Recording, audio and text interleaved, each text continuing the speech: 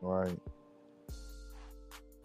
And this is how all cultures, how they did us as they came in. Any city, any state is colonized. They don't take the king or the queen of the culture and exalt them because you colonizing their land, you taking what they got. They'll take the one who is the lowest level of your culture, disgruntled, can't follow principles, don't care about history, and bless them. And bring them up before the people. Who owns the culture? We do. Again.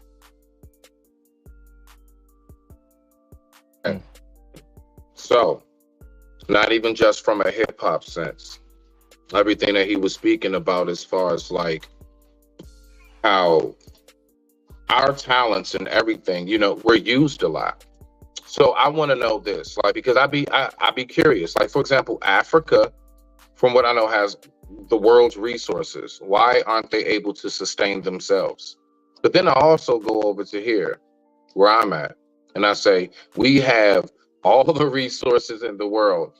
Why is it that we're not able to unify these things and have a much, much better circumstance as far as schools for our kids on a regular, as far as safety in neighborhoods, all of these things? Now, there is progress that's being made in a lot of places. I mean, I live in a community like that myself, right?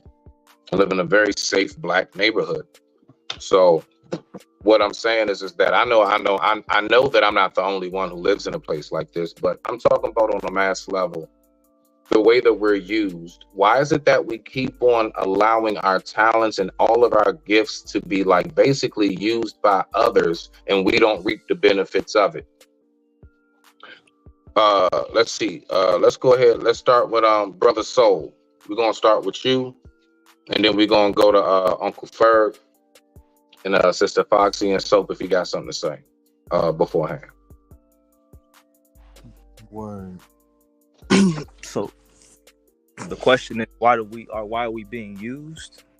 Why do we always allow we are so talented and gifted. We are truly a resource of entertainment to the entire world. Why aren't we capitalizing off of it more than others? Perfect example, 360 deals. There are a lot of our rap artists that just don't even have royalties to their own damn songs that they wrote in that basement during a hard time. Little shit. I mean, and the list goes on and on and on. We are very talented, but for some reason, everybody else gets to benefit market-wise off of us, except us. And that's not always, but it's a vast majority of the time it is. Just for the record, I'm not saying every single circumstance.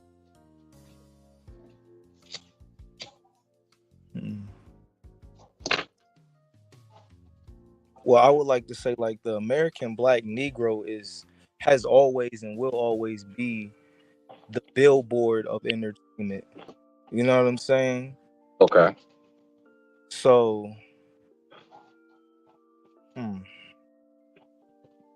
You want the video playback? So play the video back one more time. Play the video back one more time and turn it up if it's a little low or whatever. If you don't mind, please.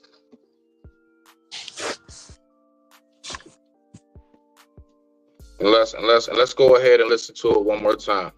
So if it's anything folks might have missed, it's all right. Spare you. So when you say that hip hop is doing well and rap is doing bad, it looks like rap is strong. No, rap is sold out. All house slaves look better than the field slaves. Colonialism, if we may bring this word now into the conversation.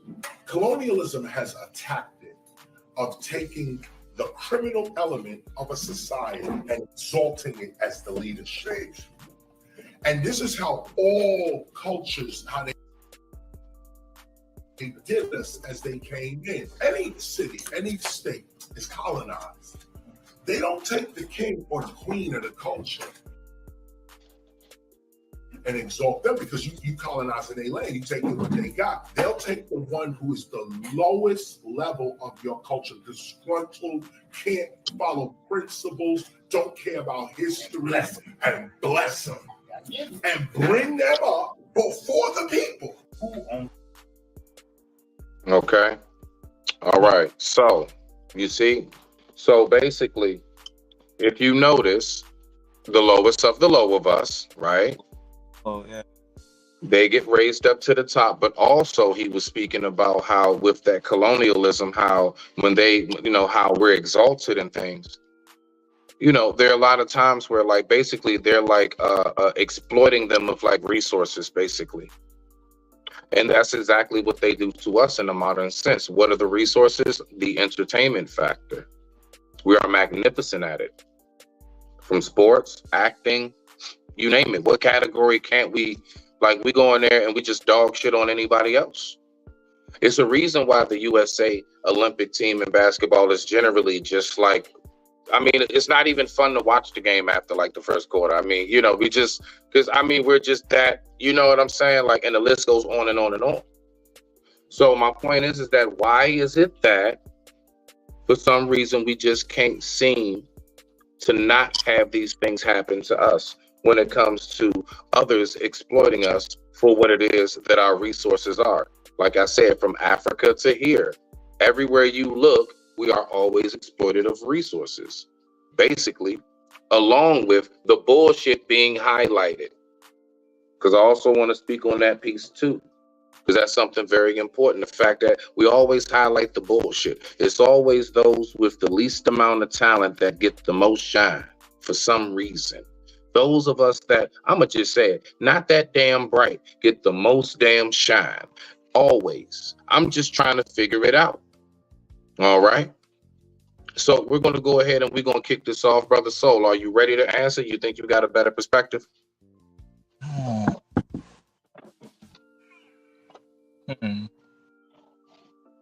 Okay. Maybe. Oh, my bad. I thought you said Oh, my bad. My bad, champ. You cool. I say maybe it's because they highlight the lowest of the low, so I guess it's to control the image of a certain group, as we're talking about us. I guess it's to control the certain image, but to why they do it is to control, you know what I'm saying, the image. But why do they want to control the image is my question to whoever. Because it's money. It's golden. Have you heard us rhyme? Have you seen us dunk a ball? Have you seen us catch a football and juke and run up a field? Have you seen us run through bases? Have you seen us hit a home run? Have you seen us on that track and field? It's golden. Who wouldn't want it? 100%. So, man, I might just be talking about music per se, just in an individual's thing. Like, no, entertainment. Entertainment. Hood.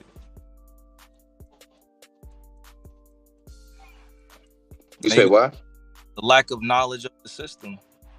Oh, okay. Maybe it's breaking up now. You good. Okay, lack of knowledge of the system. So you believe that we're not... Well, see, this is the reason why I would disagree with that, Brody, is because we are really, really good at breaking down why we're oppressed and all of the tricks that the man did, the others that they did to oppress us, and all of this, the Jim Crow and all of these other things. Like, we know all of the history. We teach it. I hear it because I look, I follow too. I like to know as well, right? So if we're able to be so very well eloquently and educated wise speak on how we've been oppressed, how is it that we're not able to stop falling for the trick bags? How we keep falling for the trick bags, but we know how to describe what the problem is? I'm not understanding that. If I know that there's a hole in my wall right here, and I know I got me some drywall and some plaster, and I have me, you know what I'm saying, a saw and everything else, and some scissors and everything I need, plaster tape and all of that. Why wouldn't months later the hole still be there? Unless I want birds and shit to come in the house. I don't know.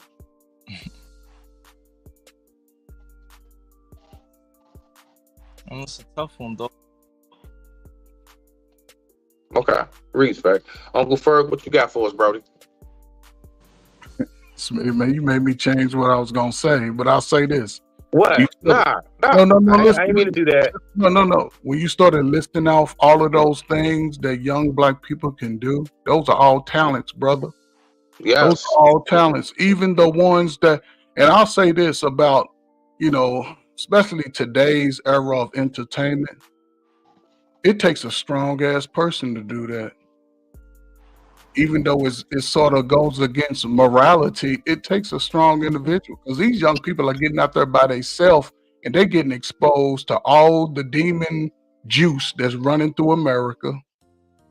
These young, I ain't gonna lie, man. I look at it for what it is, man.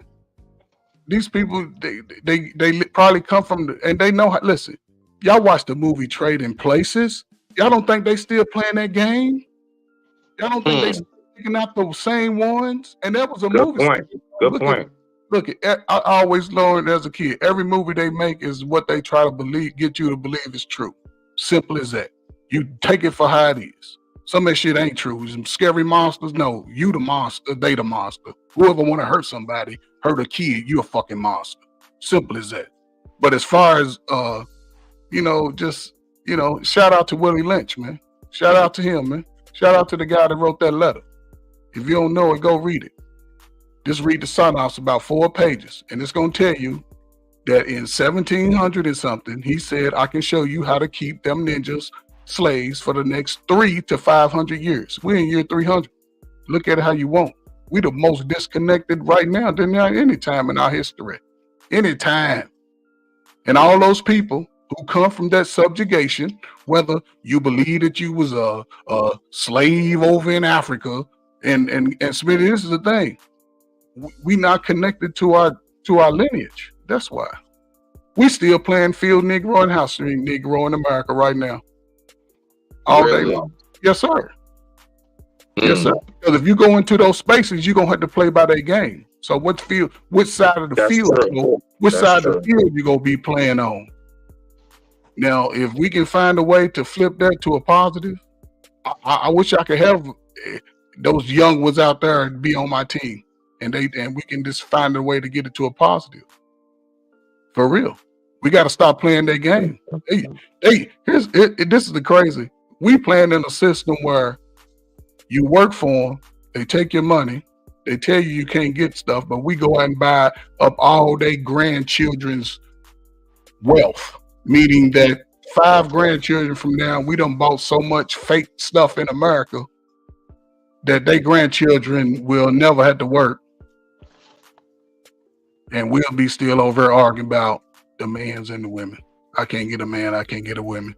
But our birth rate will probably still be the same because everybody's fucking. Now they mixing it up and you can't even tell a man from a woman.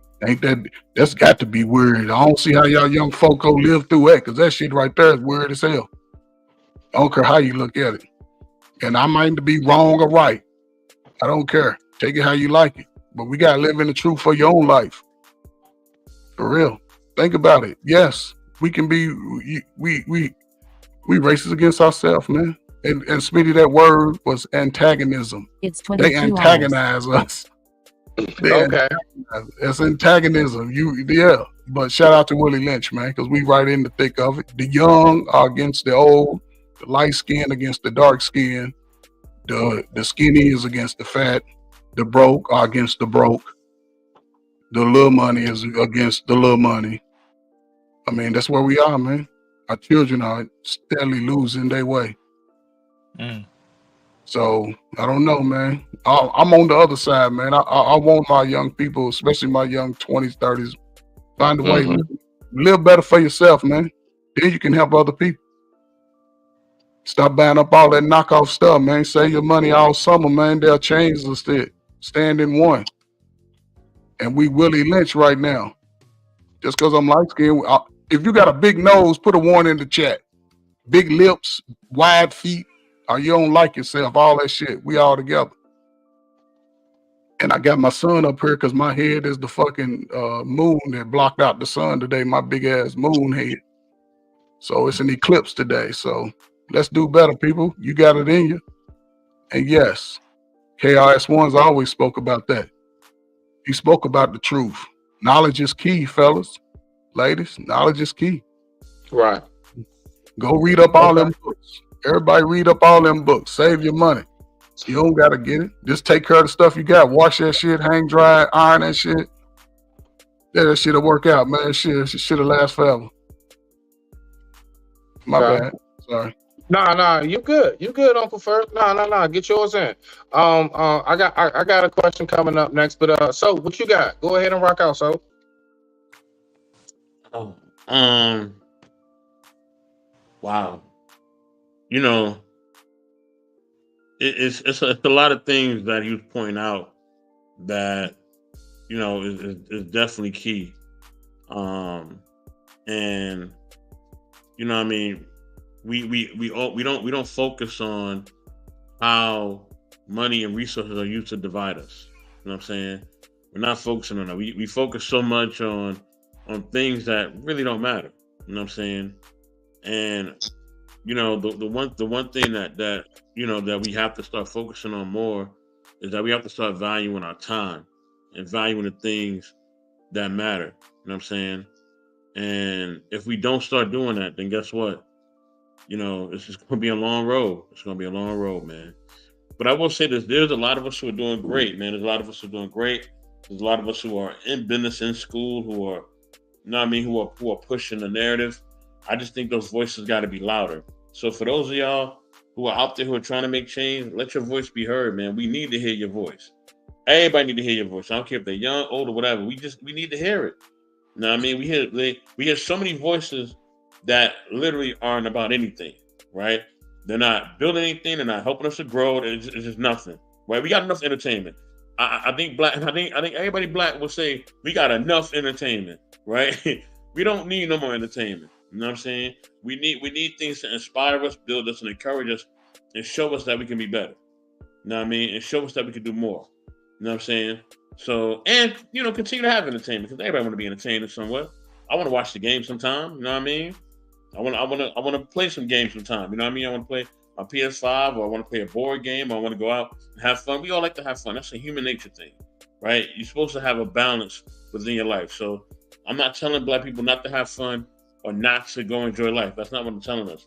What I'm telling us is that we have to really be more cognizant of putting positive reinforcements when it comes to just our community and ourselves and what we see. You know what I'm saying? You know, back in the days, yeah, we had entertainment, but we had entertainment like Soul Train. Soul Train was entertaining, but it also was empowering us. It was giving us a voice. You know what I mean? To speak, to show our culture, to show who we are. Not in a negative way, but in a good way, in a positive way. You know what I mean? In a way that actually built us up and allowed us to see that, you know, even, you know, no matter if we were a celebrity or we were a common person, that we were one. You know, we could all get down on that Saturday stream.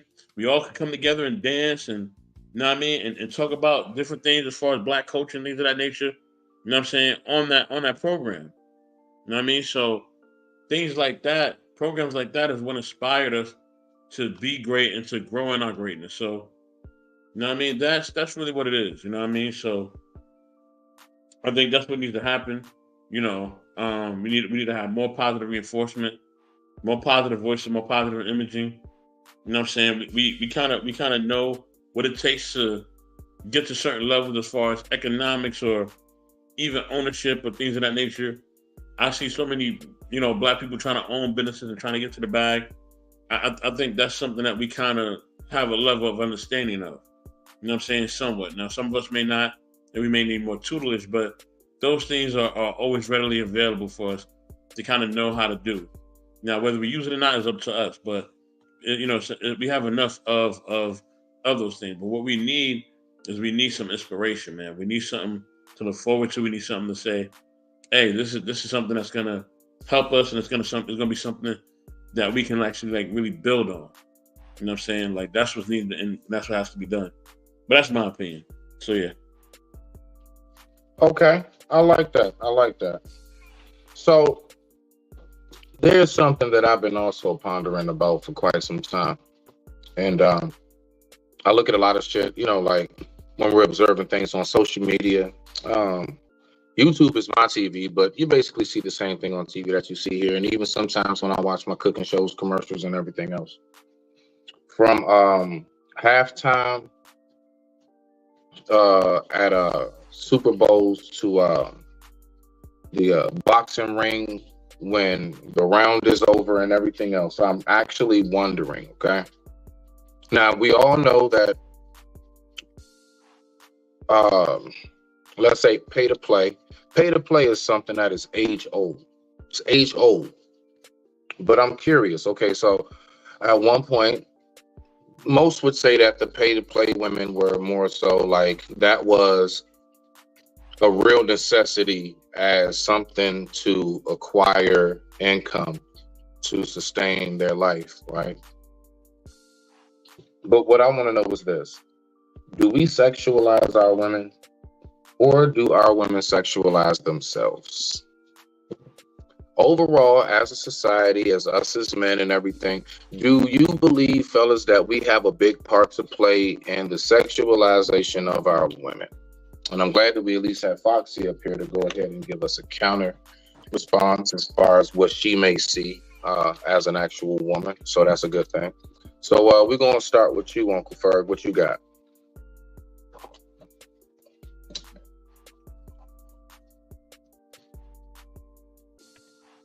Okay, now. What's going on? You muted. I'm sorry. I mean, we in America, man, we just benefit from it. We just get the residue from it, for real. That's all. We just get the residue from it. Yeah, I mean, it's unfortunate that sisters put themselves in that situation. It's just unfortunate because, you know, they caught up in the mess too as a female. When women say black women are attacked, especially sisters, black men, we only attacking your behavior to us.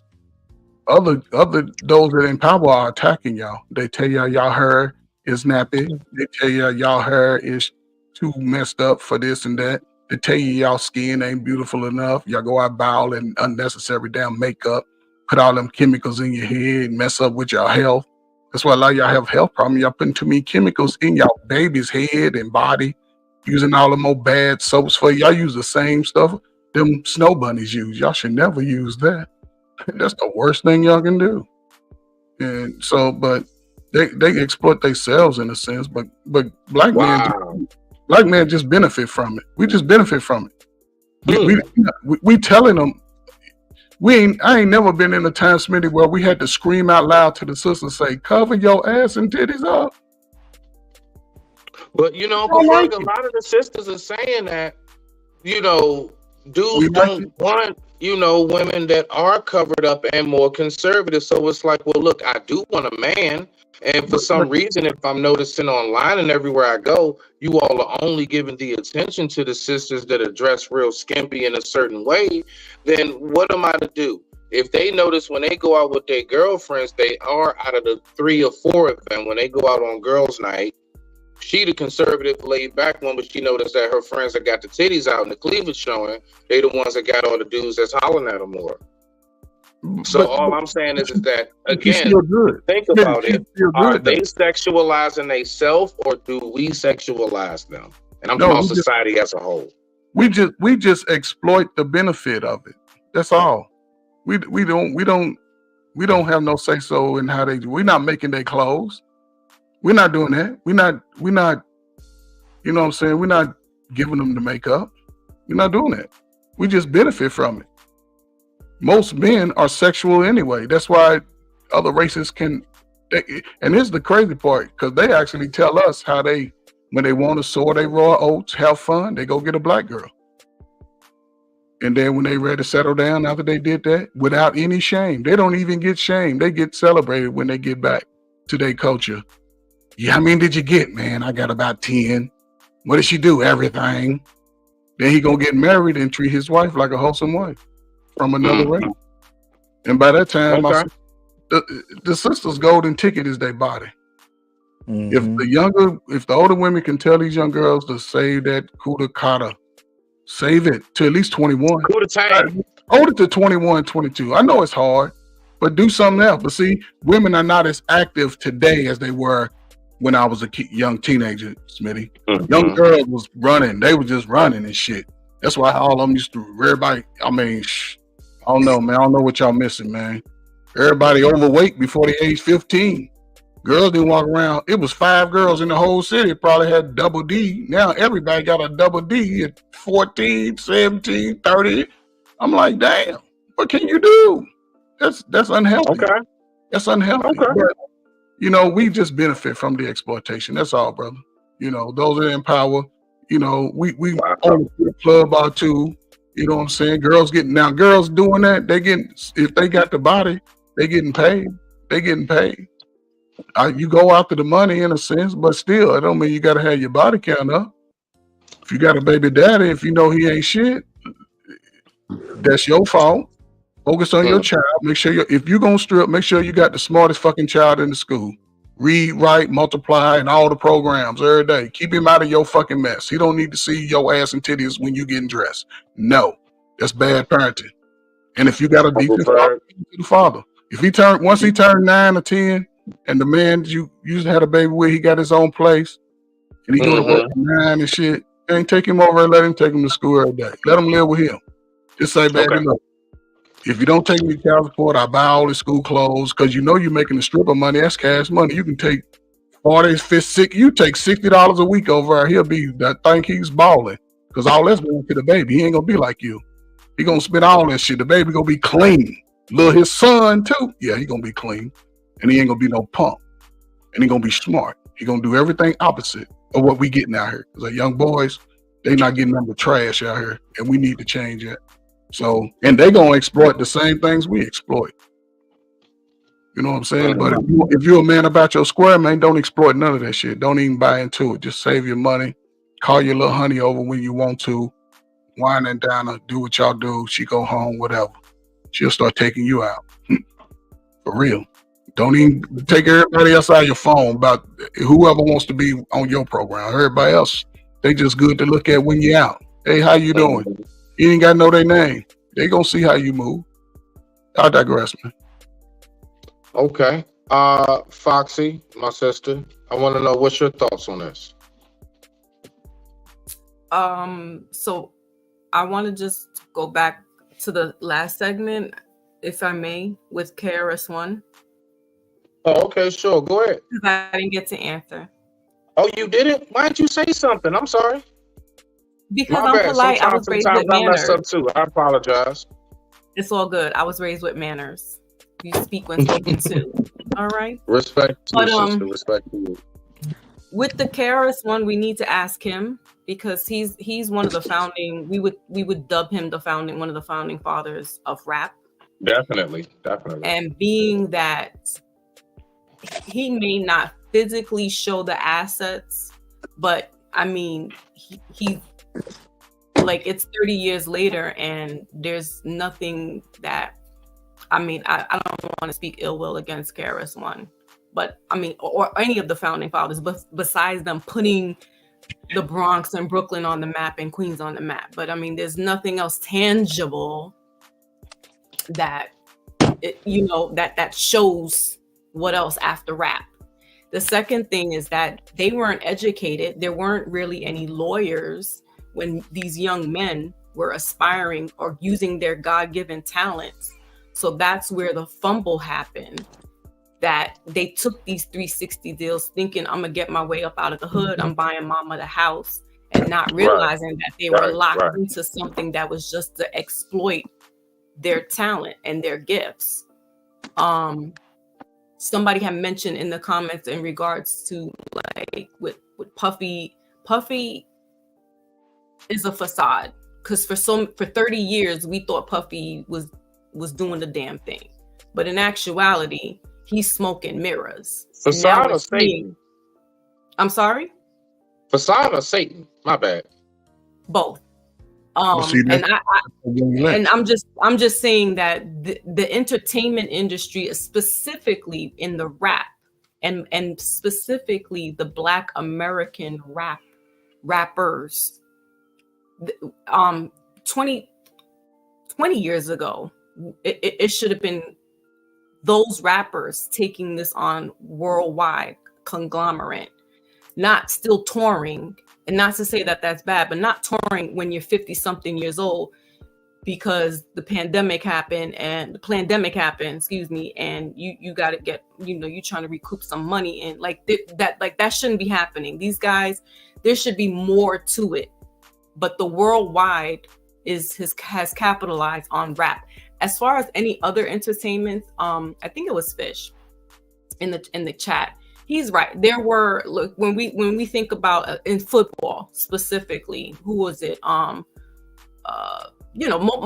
back in the 70s and 80s were like white quarterbacks, white receivers. So we can't really put in the category that all black people, there's talents, because some black people can't dance, can't act, can't sing, right? We don't want to use that as we got it all, because some of us, I can't do math to save my life.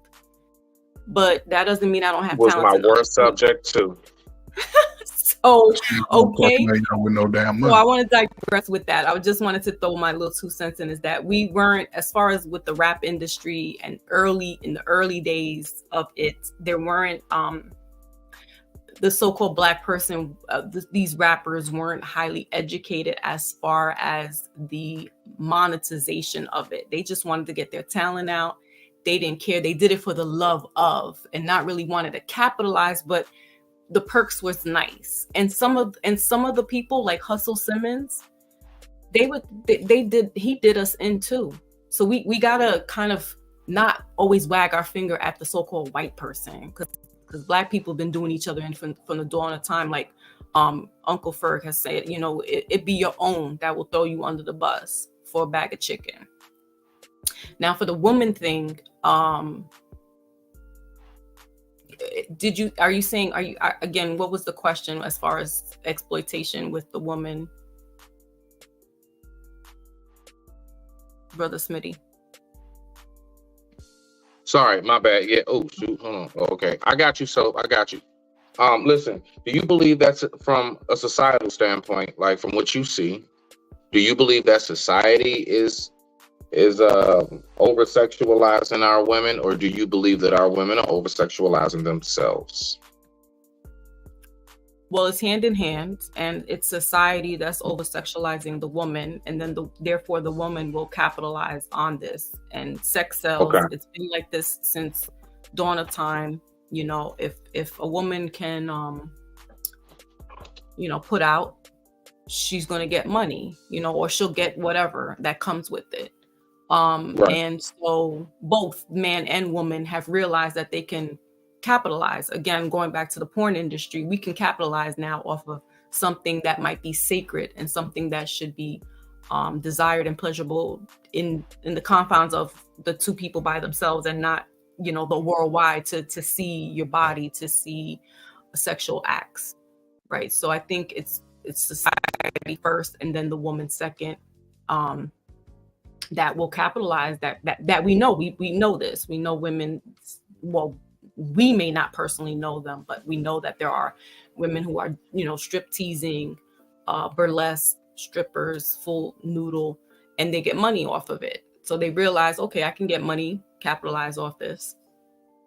Prostitution. That's the oldest name in the game. Foxy, I mean, Foxy, you as a woman, would you put a stripper, like she only strips, but she really strips, right? Would you put a stripper and an actual pay-to-play chick on the same level of hoe?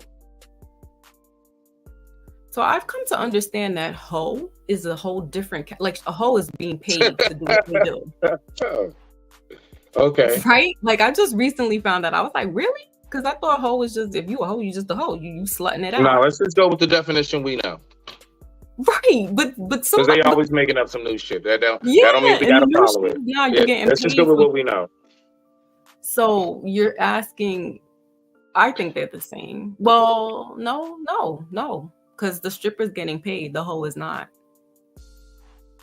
What? The hoe gets paid. Both of them.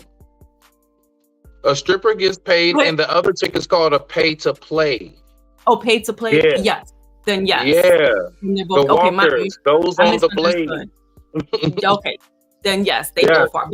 But if she's like a regular round the way hoe, she's not getting paid. But paid for play, yeah, she's gonna get paid. I digress. Respect. Okay, now. Okay, Brother Soul, what you got as far as is society sexualizing our women, or are our women sexualizing themselves?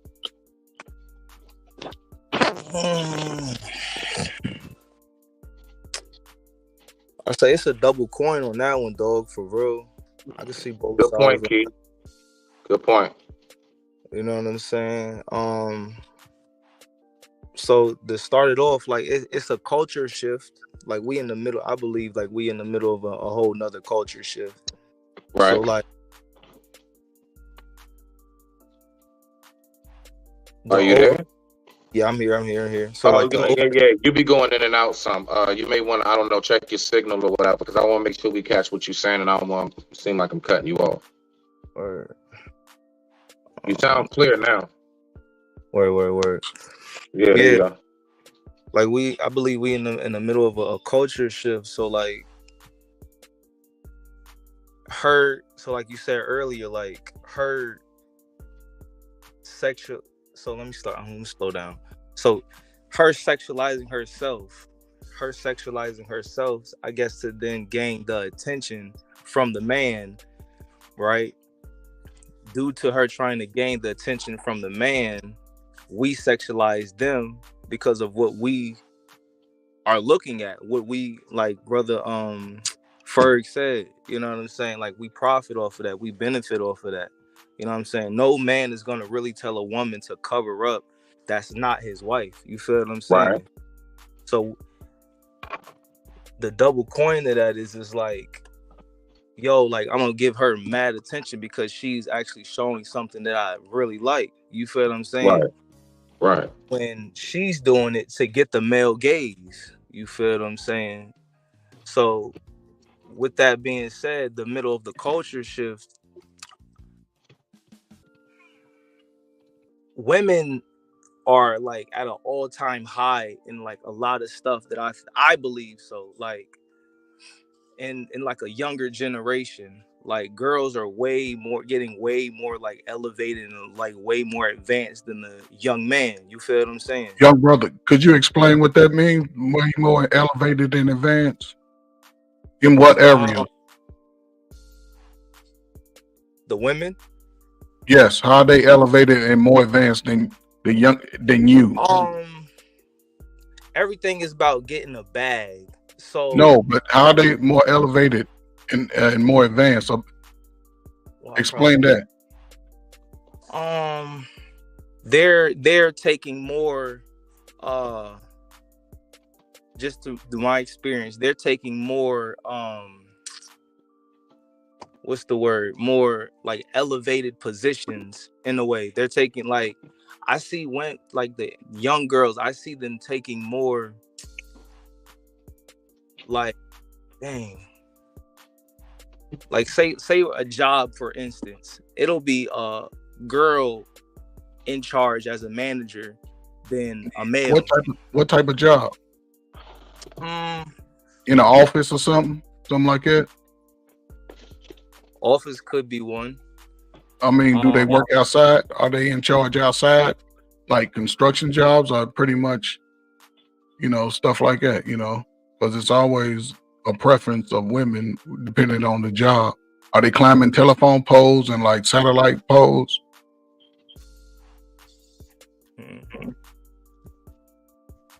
I haven't seen women are more elevated than men now.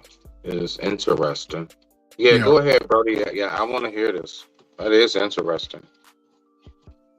Like they're more likely to take a position than a young man. I think so.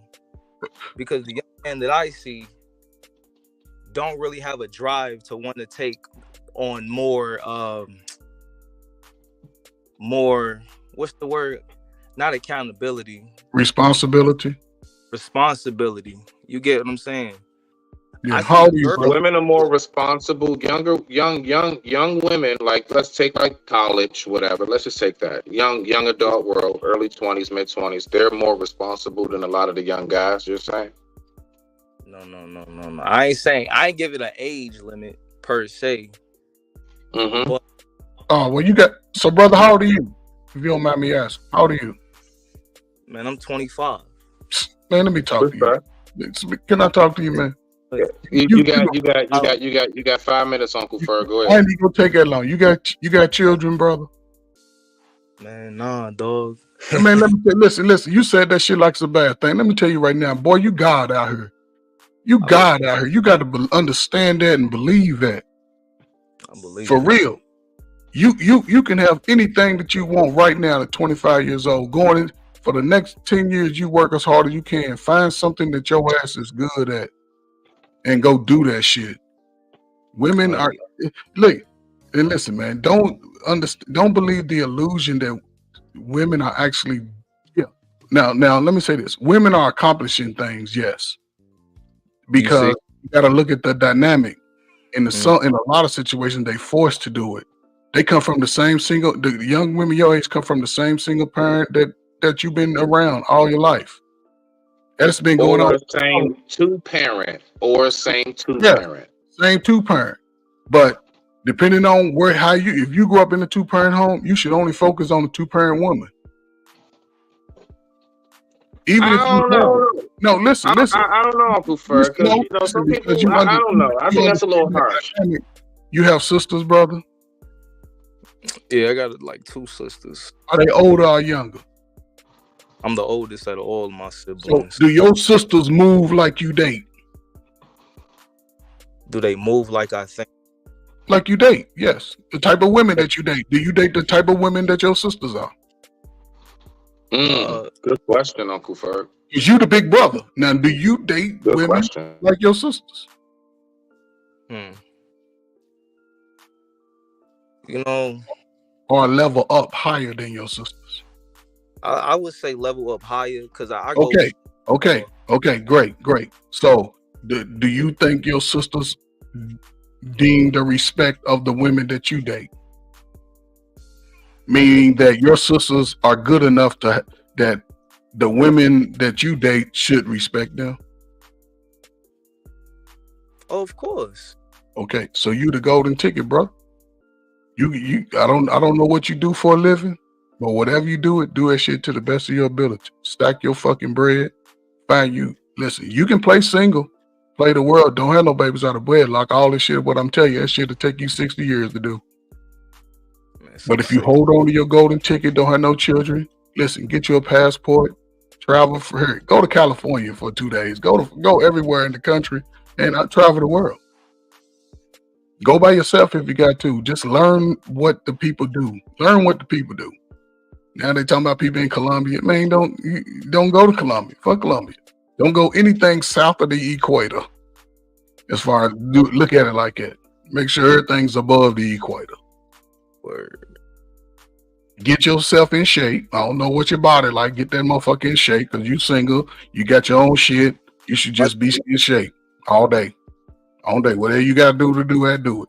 Save your little money, shop when you need to. Look at the type of women you like and go from there. If you want to be with a few of them, let them know, because the women are saying they showing you for every one black man in America is 12 black women. 12. So it's 12 women your age, 5 years older, 5 years younger that you can get with. And if you ain't got no kids, now the women that ain't no wife, they'll be like, you weird, you ain't got no kids.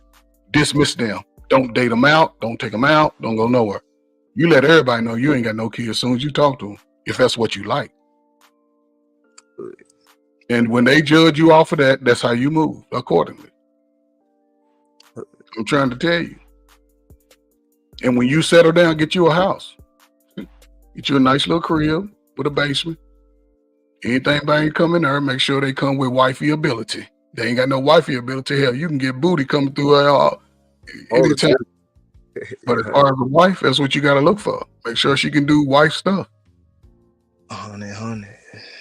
You know, but if you marry her, just treat her right. Get your player days out of you first. And you 25. Stack your bread till you 45. And then when you start getting knee pains and back pains, then you start looking for your wife. And then you ain't got to waste all that wasted energy on other women. You can just give it all to your wife till y'all go. And your children, have you some children. You want somebody to have some children with. I get somebody about 8, 10 years younger, but it depends on what you want, man. You know, I wouldn't recommend raising another man's child because your age of adult and Smitty's age, them 40-year-olds and under children, they wild as hell, bro. And you just gotta choose your poison, man. I wish you luck, man. I hope that you did get everything you can do, man.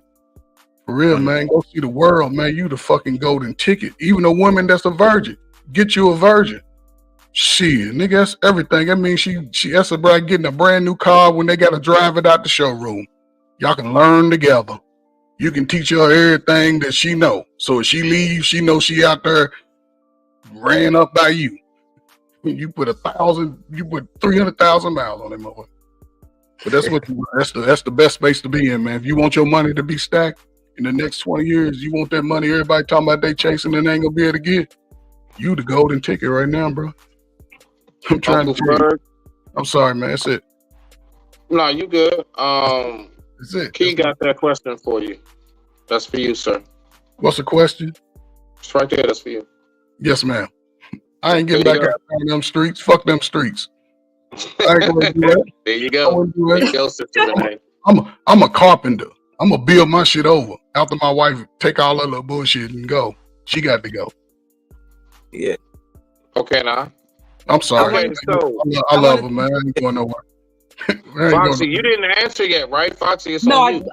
I did, but I wanted to just interject and just say Mhm. that Uncle God Ferg is absolutely correct because No. I have 2 adult children and 1 teenager.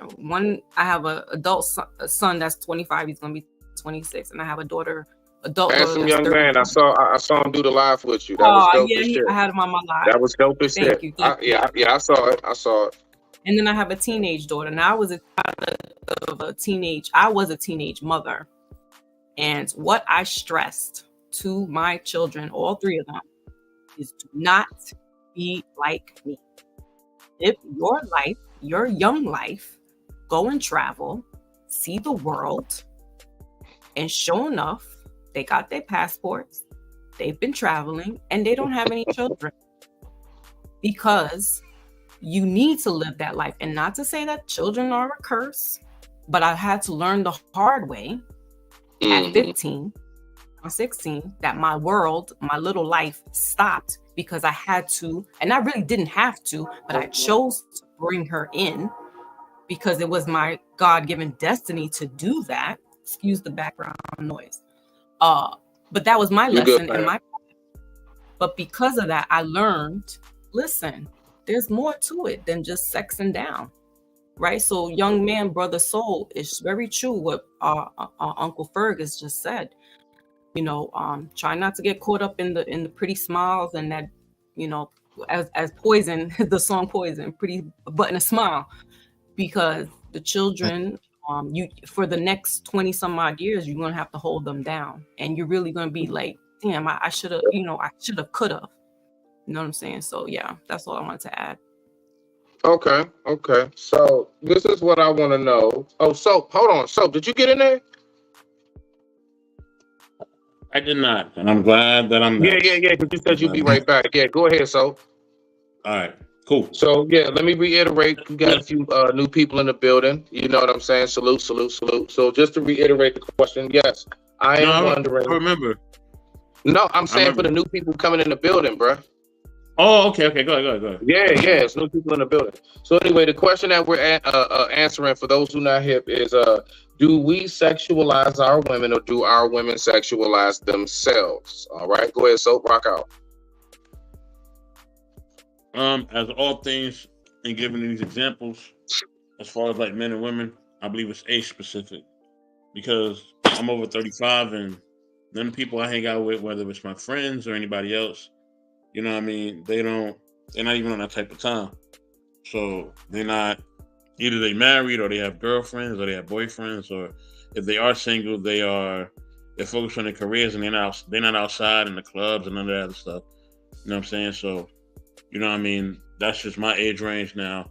You know, from what I see just on social media, I see there's a lot of young people who may be doing different things. Some are, I guess, traditional or whatever they call that, and some are not. You know what I mean? If they are younger age, so it is what it is. Like, you know what I mean? But for that generation, you know, it does seem like they're a little bit more free with their sexuality. You know what I mean? But you know what I mean? I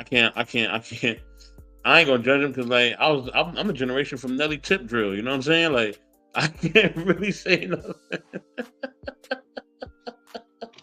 We all grew up with Freaknik. I get it. Yeah, like Nelly Tip. I get it. Nelly Tip, you know what I mean? Trip Drill was Two Live Crew.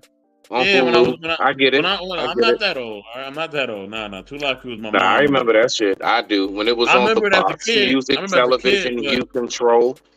No, I remember it as a kid, but like, nah, I was in my 20s when Nelly Tip Drill came out. So, but when 2 Live Crew came out, I was a kid. I was yeah, that shit used to come on the box, man. Yeah, I was like 7. I was like the box ran up a lot of parents' phone bill. Yeah, I was between like 5 and 7 years old when I came out. I was kind of young, but anyway, when it comes to like the younger cats, yeah, they may or the young women, yeah, they may move on that more, you know, sexually free time. You know what I'm saying? And I kind of do see it more mixed in with that. I don't really see it with like people that's, like I said, my age or older. Like they're too busy kind of like working or, you know, trying to build their families or trying to have a family or maintain a family. So I don't really see that. But you know what I mean? With the youngest, yeah, definitely. They could be on that time. They more about that freedom of expression and the different gender roles and all that. So not saying there's not people who are not a part of the LGBTQ community that are older or who are more sexually liberated who are older. There are people in that community as well. But it's not as, I feel like it's more prevalent with people who are younger or under 35. Like when I watch award shows now, I don't even know none of these artists in award shows. Like I don't know none of them. I watch me it. Too. Like, no, bro. I never thought I'd see the day, bro, that I would be behind. Like I don't know who. I never thought I'd see that day, bro. Yeah. I don't know who the hell these people are. I don't know none of these young people, bro. I don't know none of them. I feel lost. I'm like, who? Kid who? Young who? I don't know none of these cats, man. I'm serious. You know what I mean? I don't know none of these. And when it's the girls, I'm like, who? What? Like, I don't know these people, bro. I really don't. So, and yeah, they're a little bit more crazy, and they be twerking and all that, and yeah, right. I'm like I said, if it's the youngest, yeah, I see it more with them, but I don't really see it with people like my age or older. But that's me. All right, so real quick, I'm going to read a comment. Uncle Ferg, I want you to tackle this one, okay? Women have sexualized themselves because they were sexualized by men. Females have seen how to get attention from the masses, and that's by flaunting it. And that's by flaunting it. Uncle Ferg, tackle that one before I get on to the next question. No, I mean, a lot of times we get stuff only from an American modern point of view. This goes on biblical times. It goes on for mankind. You know, women have always danced to seduce the man. Always. It's always happened. Look, for you take the white people, they had cave women, so they had their little 2 pieces on there waving their hips. Black people, if we came from Africa, they still run around like that today. They still run around topless. So you look at it how you look at it. I mean, whatever race is whatever. I mean, how you look at it. Some people say, you know, because people thought, well, beginning of time we was cavemen. Well, you can be a caveman, goddammit. Dang, niggas don't like nothing cold. Nothing. You ain't lying, a cold beer and a slush.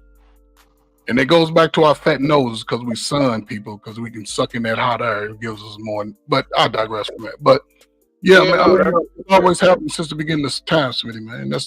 That's just part of it. It's just unfortunate that today, modern time, especially from our women that were of our ancestry that had to be bought over to and make the voyages, they were, exploited in that capacity. And, women pretty much covered themselves up unless it was in something more of a private setting. Then they would, show them nice little melons back then. Okay, now.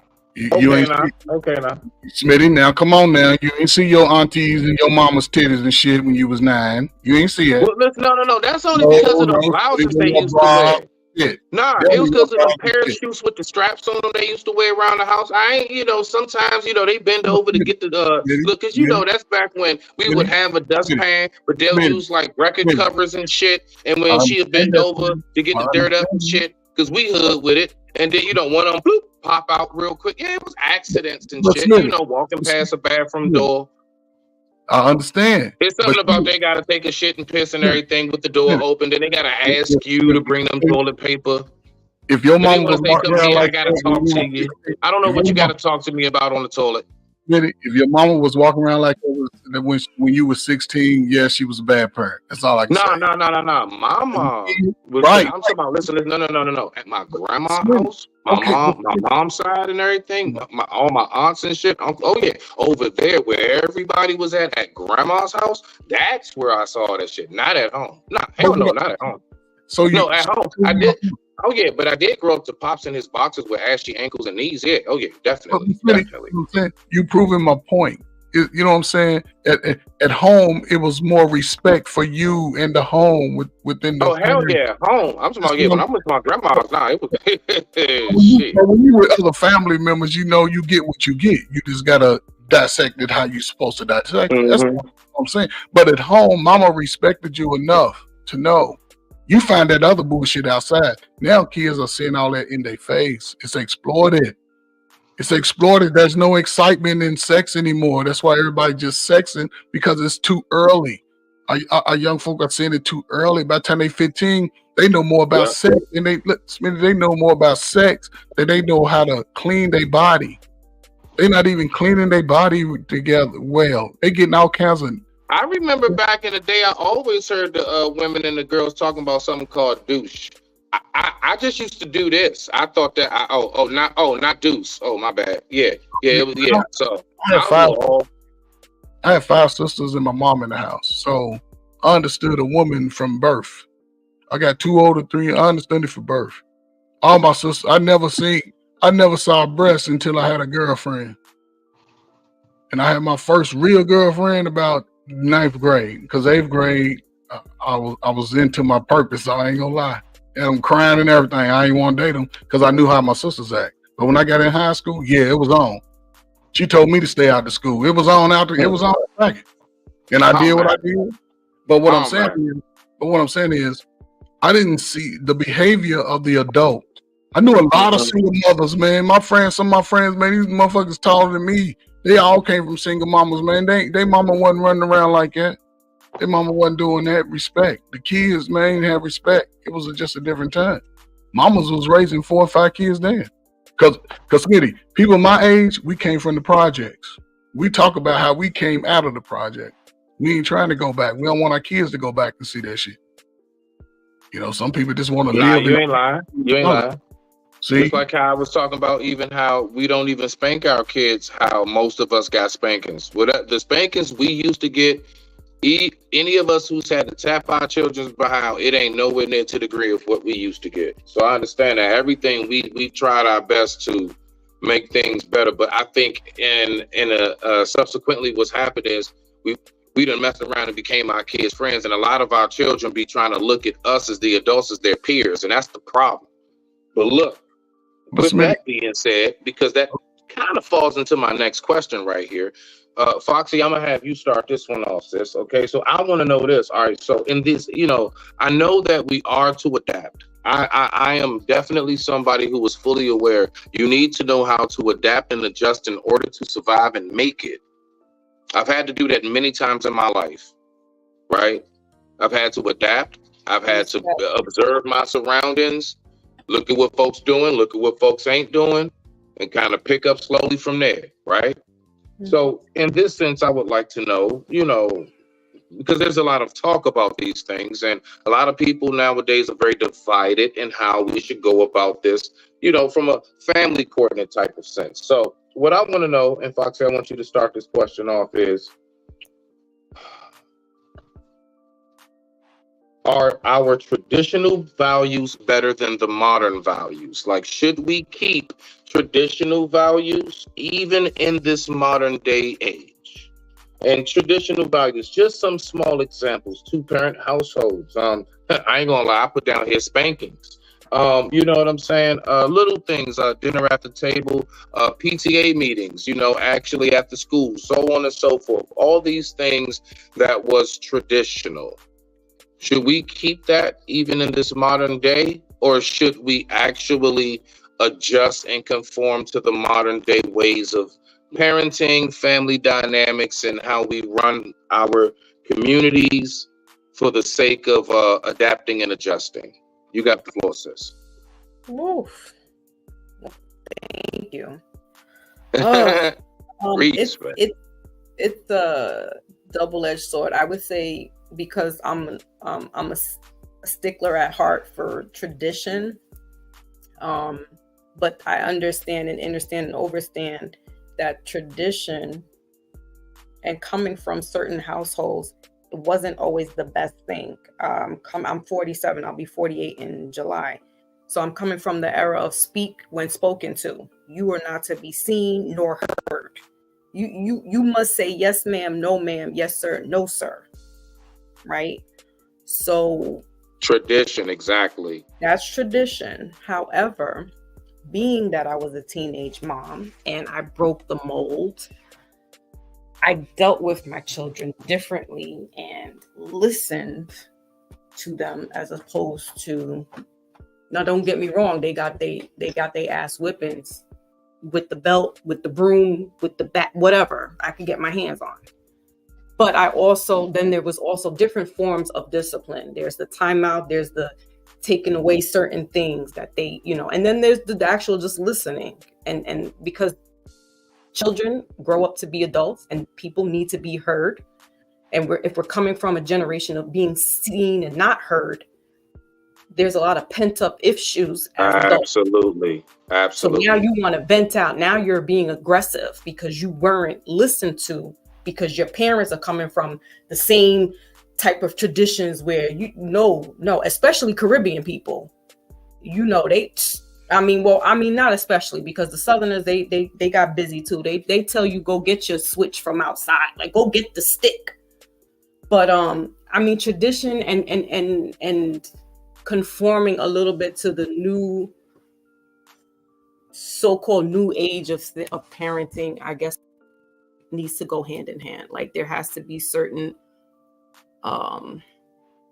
leeways, if you will, and also know that every child is not the same. So you could beat 5 kids all the same way, but 2 of them are probably going to go wayward, while the other 3 will be scared straight.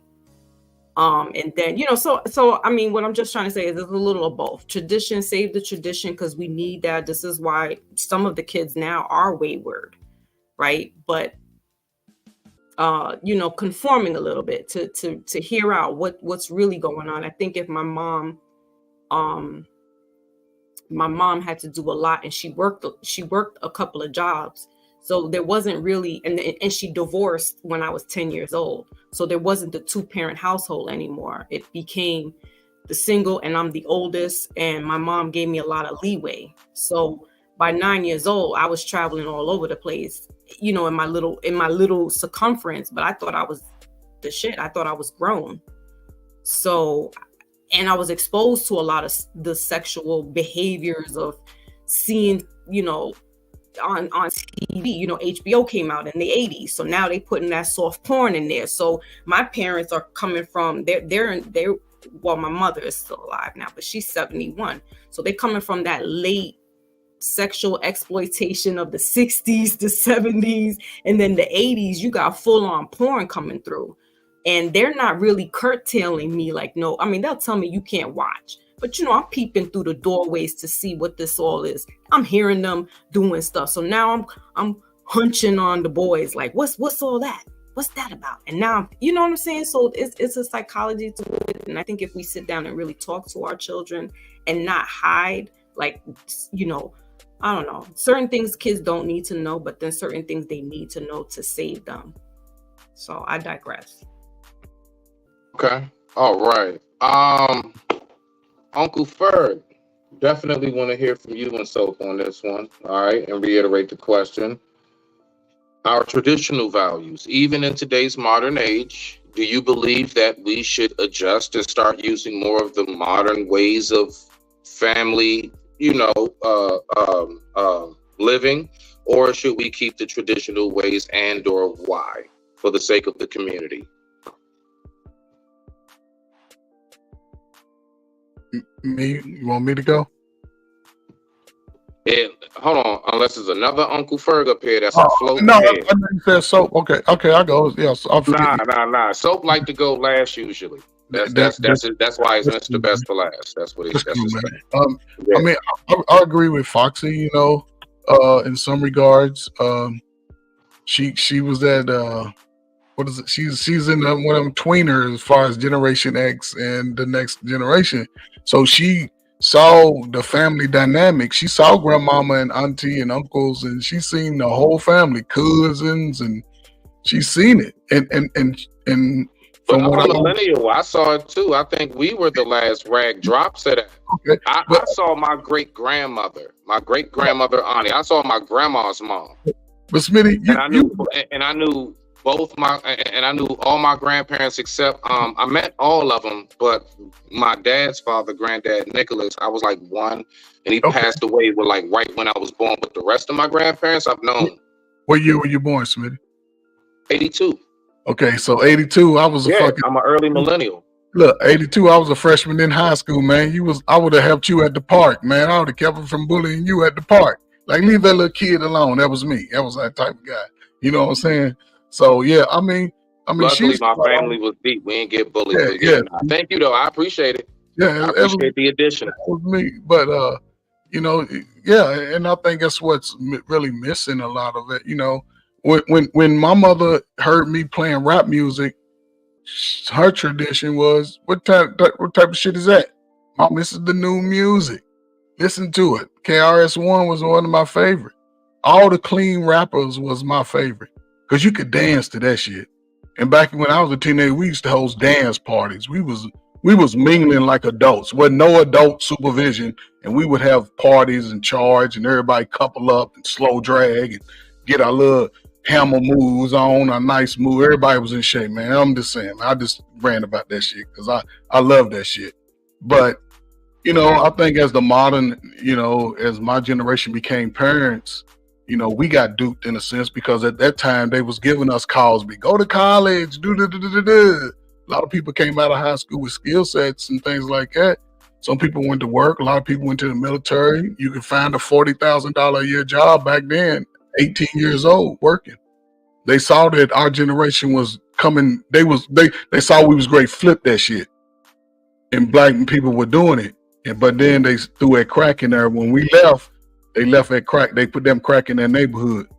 And that's what changed the game, man. It changed the game. This is where we at from that time. For real. Because it's a lot of good young brothers, man, out there, man.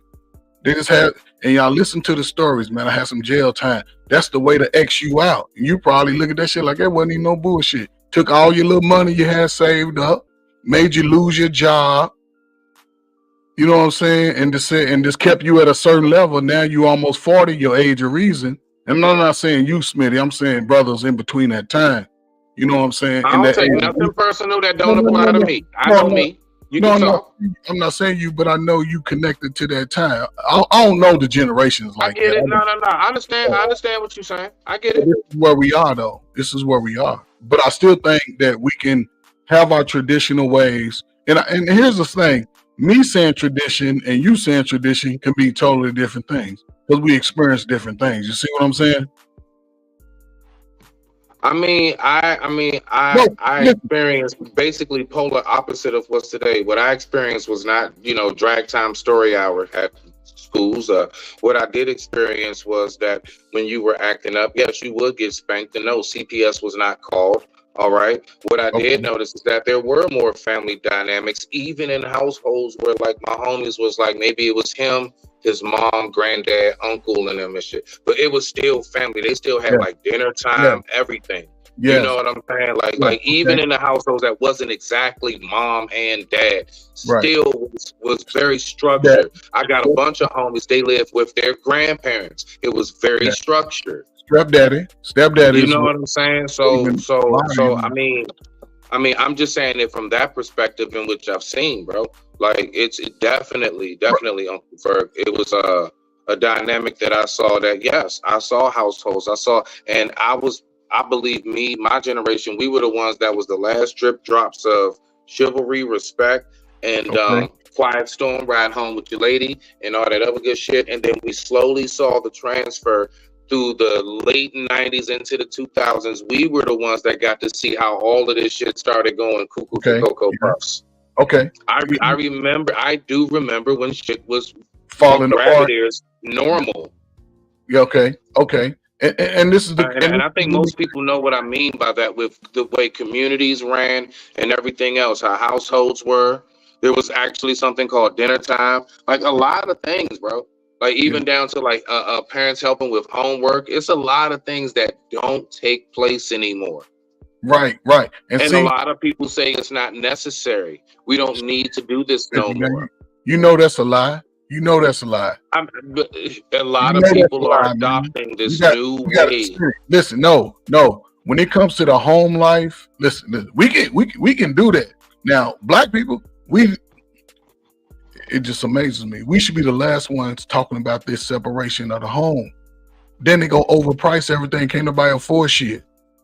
It's a Mhm. it's a 2-parent home right now. I don't give a fuck if you got roommates. Everybody got to pay their half. You need $10,000 more today than you needed 3 years ago. It don't make no sense for people to want to be alone.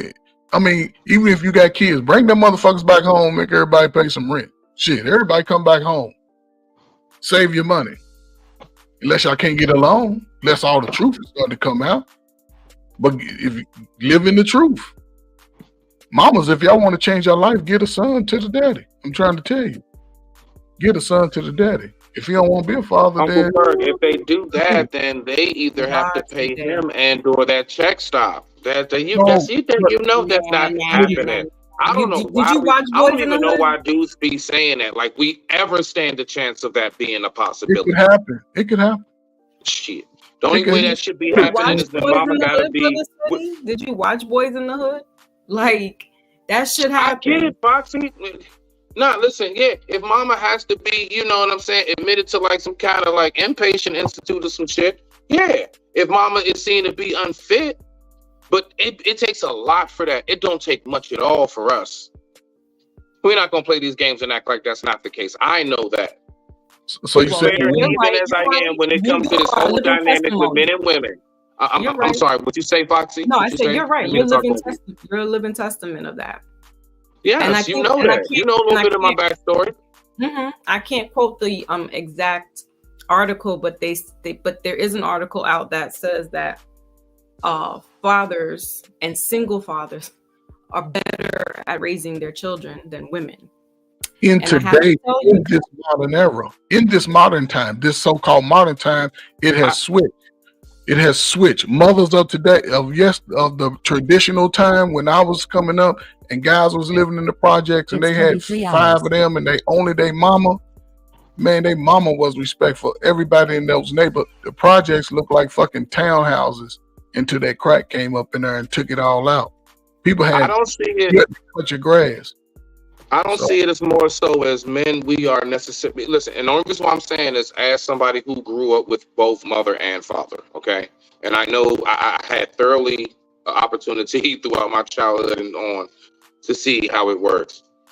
I just see it more so as with us as dads, like we really like put our foot down on shit. I think a lot of times a little more, because a lot of times I do remember my mother was my comfort. You know, like it's like the two hands. My father was the thunder, my mother was the velvet. My mother would definitely could, but listen, though, this is the wildest part though. All my spankings came from mom, never from dad. This is that's the Right, wildest part. right. What are you talking about? Dad never What did are the you spankings, talking mom about? did. But when it came to like just No, Smitty. had a bad What are you day, talking whatever it about? was, man, I'm telling you, my mom she was What are my you velvet, talking yo. about? She was so comforting. But what are you But talking about, Smitty? Think about what? it. Your father bought you the balance. His voice was enough to level Yeah, your ass yeah, out. That's what a man needs. Nah, dad ain't spanked me. I don't remember dad spanking me for real. My That's mom what I'm gave me like saying. my 4 or 5 spankings throughout my childhood that I all remember. Yeah, no, that was mom. That was mom and grandma. That was it. She followed her duty. She followed her order. She gonna get in your ass. She gonna discipline you. And daddy go come in like a fucking Gonna do the tiger or whipping. lion and say, sit your little cub ass down. And you Nah, gonna he was the one that made sure my ass stayed in the house for the next 2 weeks or whatever and shit. He was the one that go back to your room. Nope, I told you, nope, you can't go on the porch. Your friends gotta go.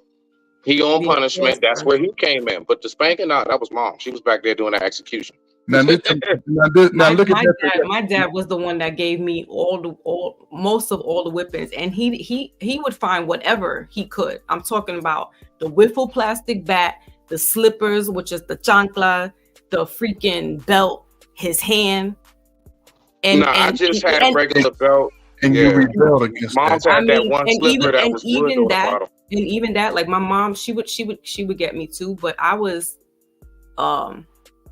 they didn't phase me. I was like, and my mother would be like, wait till your father gets home, and I'm just like, that was what a cartoon. more That can was he the do to first, me? Like he emotionally messed my head up. Like he physically was beating me. Like I was like, listen, but they both, to me, they're both a balance. And like he said, had your mother not gotten a divorce from me, you wouldn't have been a teenage mother. Because I still, even though they disciplined me and they gave me my spankings, I still bowed down. I had no choice but to bow down.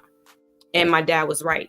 And in fact, he was the one that showed me like how to properly groom myself. He was like, look, you're a little girl. You shouldn't be stinking. You smell like the outside. Go wash your ass up. My mom wasn't telling me that. My mom wasn't telling me about go get tampons and stuff. He took me to the store. This is what you do. This is how you clean your like he was the one doing I would say all the men in my family, my great grandfather, my grandfather, my father, were all domesticated. They cleaned.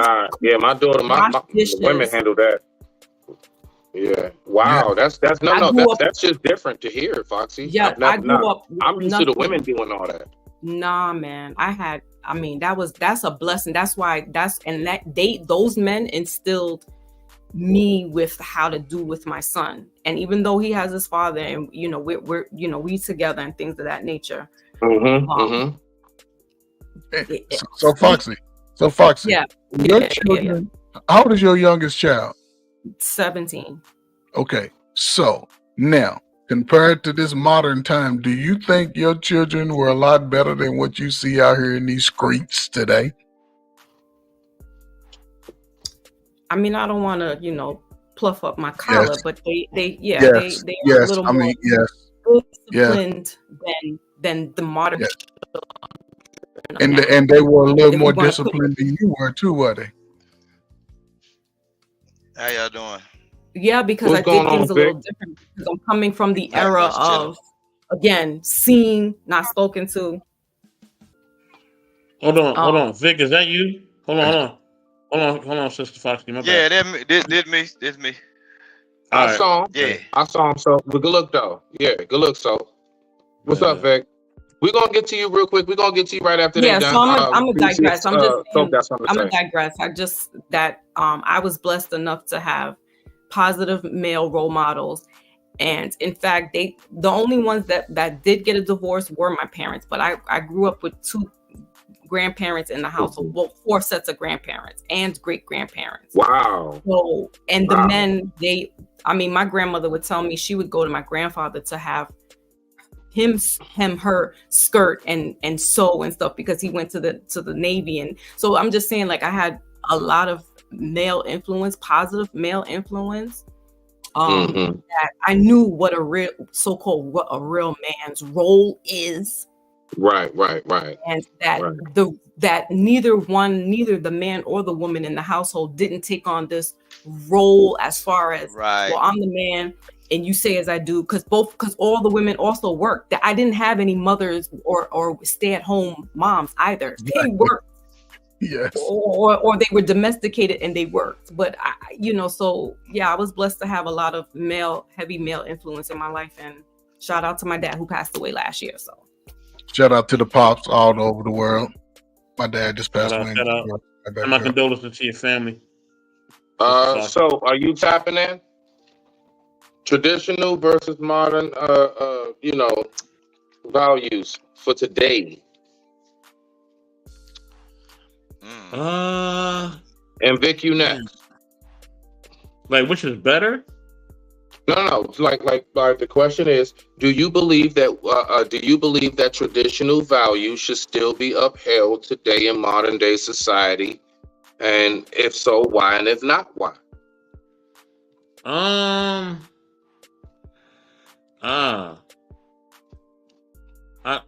don't know. That's a hard question to answer, only because there's things that I prefer that are my preference. You know what I'm saying? So would you say it aligns more with traditional or modern? Your preference? What is it close to align with? I think it's traditional, but just from all of y'all talking, it allows me to see that everybody's sense of traditional is different. You know what I'm saying? Got you. You know what I mean? I would say that maybe back in the days, or 80s, 70s, 80s, 90s, and before that, we possibly had a little bit more structure, a little bit more ways of living, good and bad, because some structure wasn't good, but it was what it was. So I would say that. But outside of that, like, yeah, I mean, because now our communities are they're very integrated. That segregating in communities is that's almost a done deal.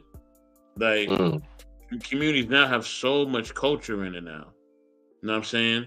And there's so many different races. There's so many different, groups of people nowadays. It's no longer where, okay, the Dutch live over here, the Thai live over here. You may have some communities like that, but they're few and far in between.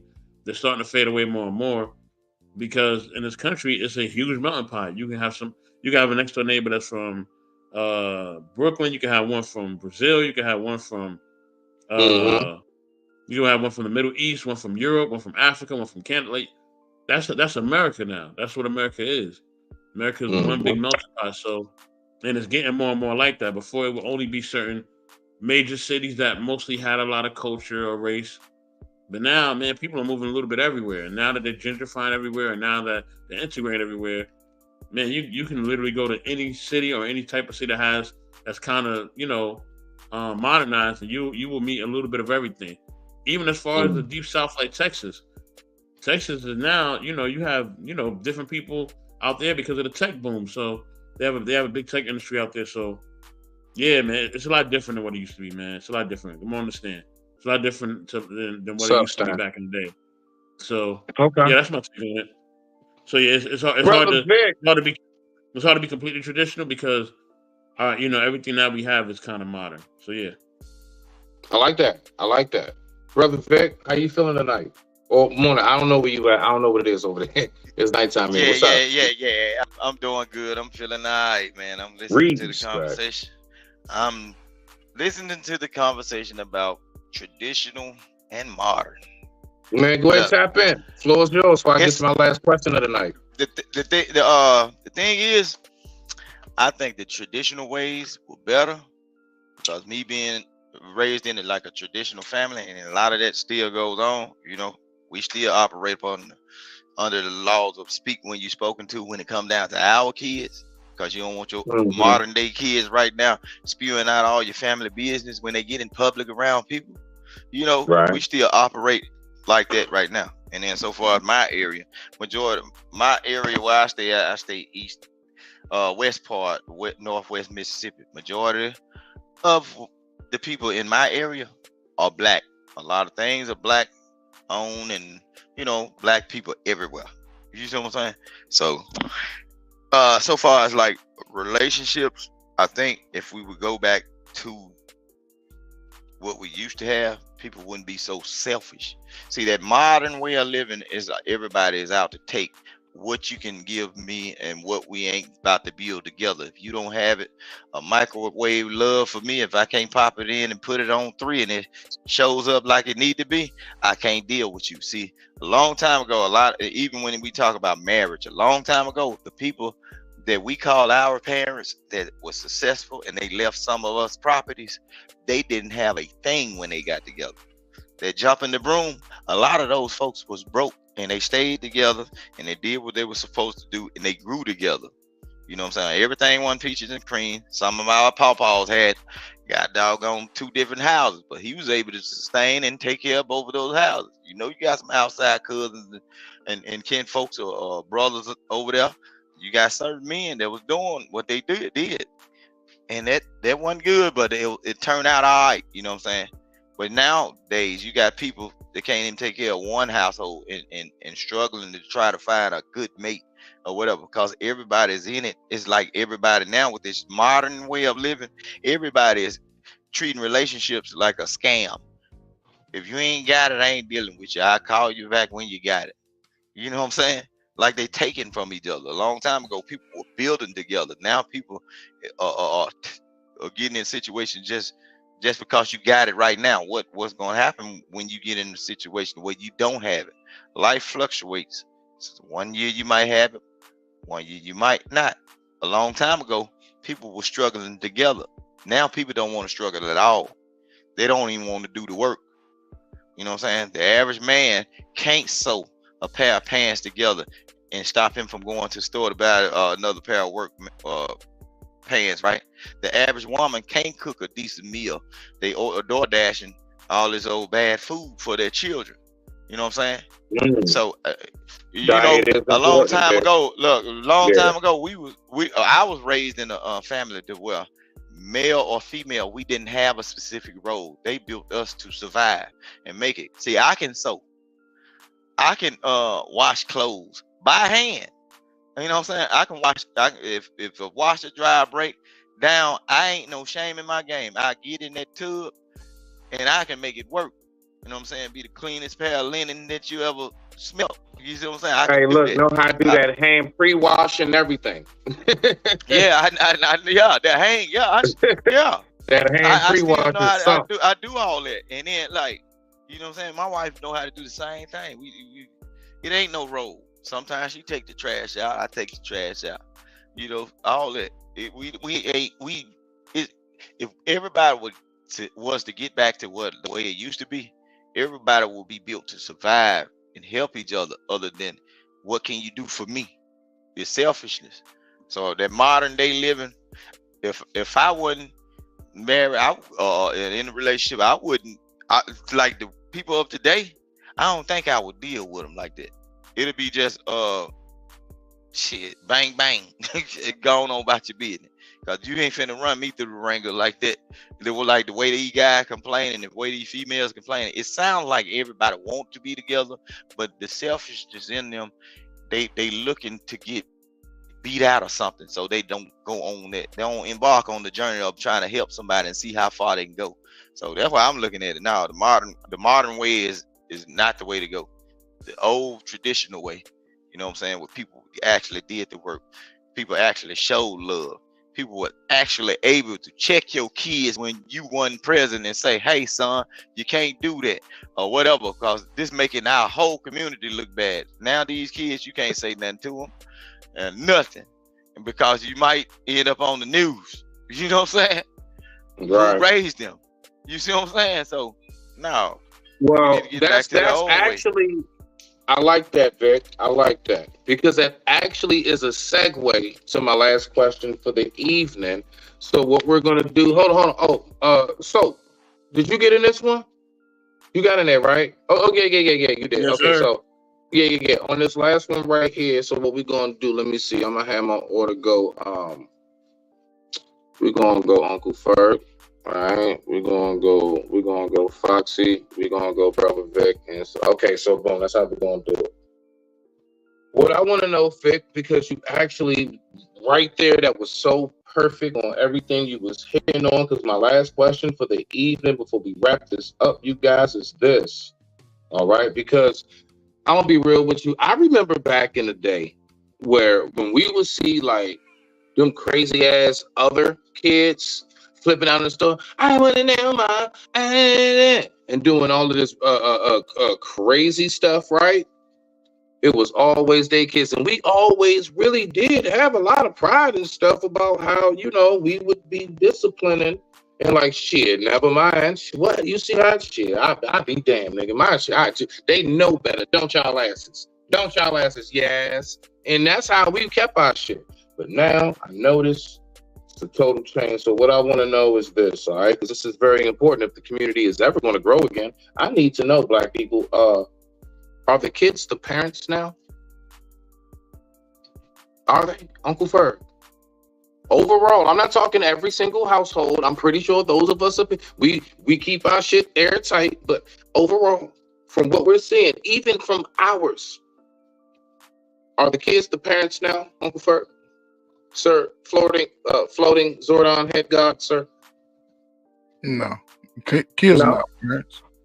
Kids are not mentally capable to be a parent.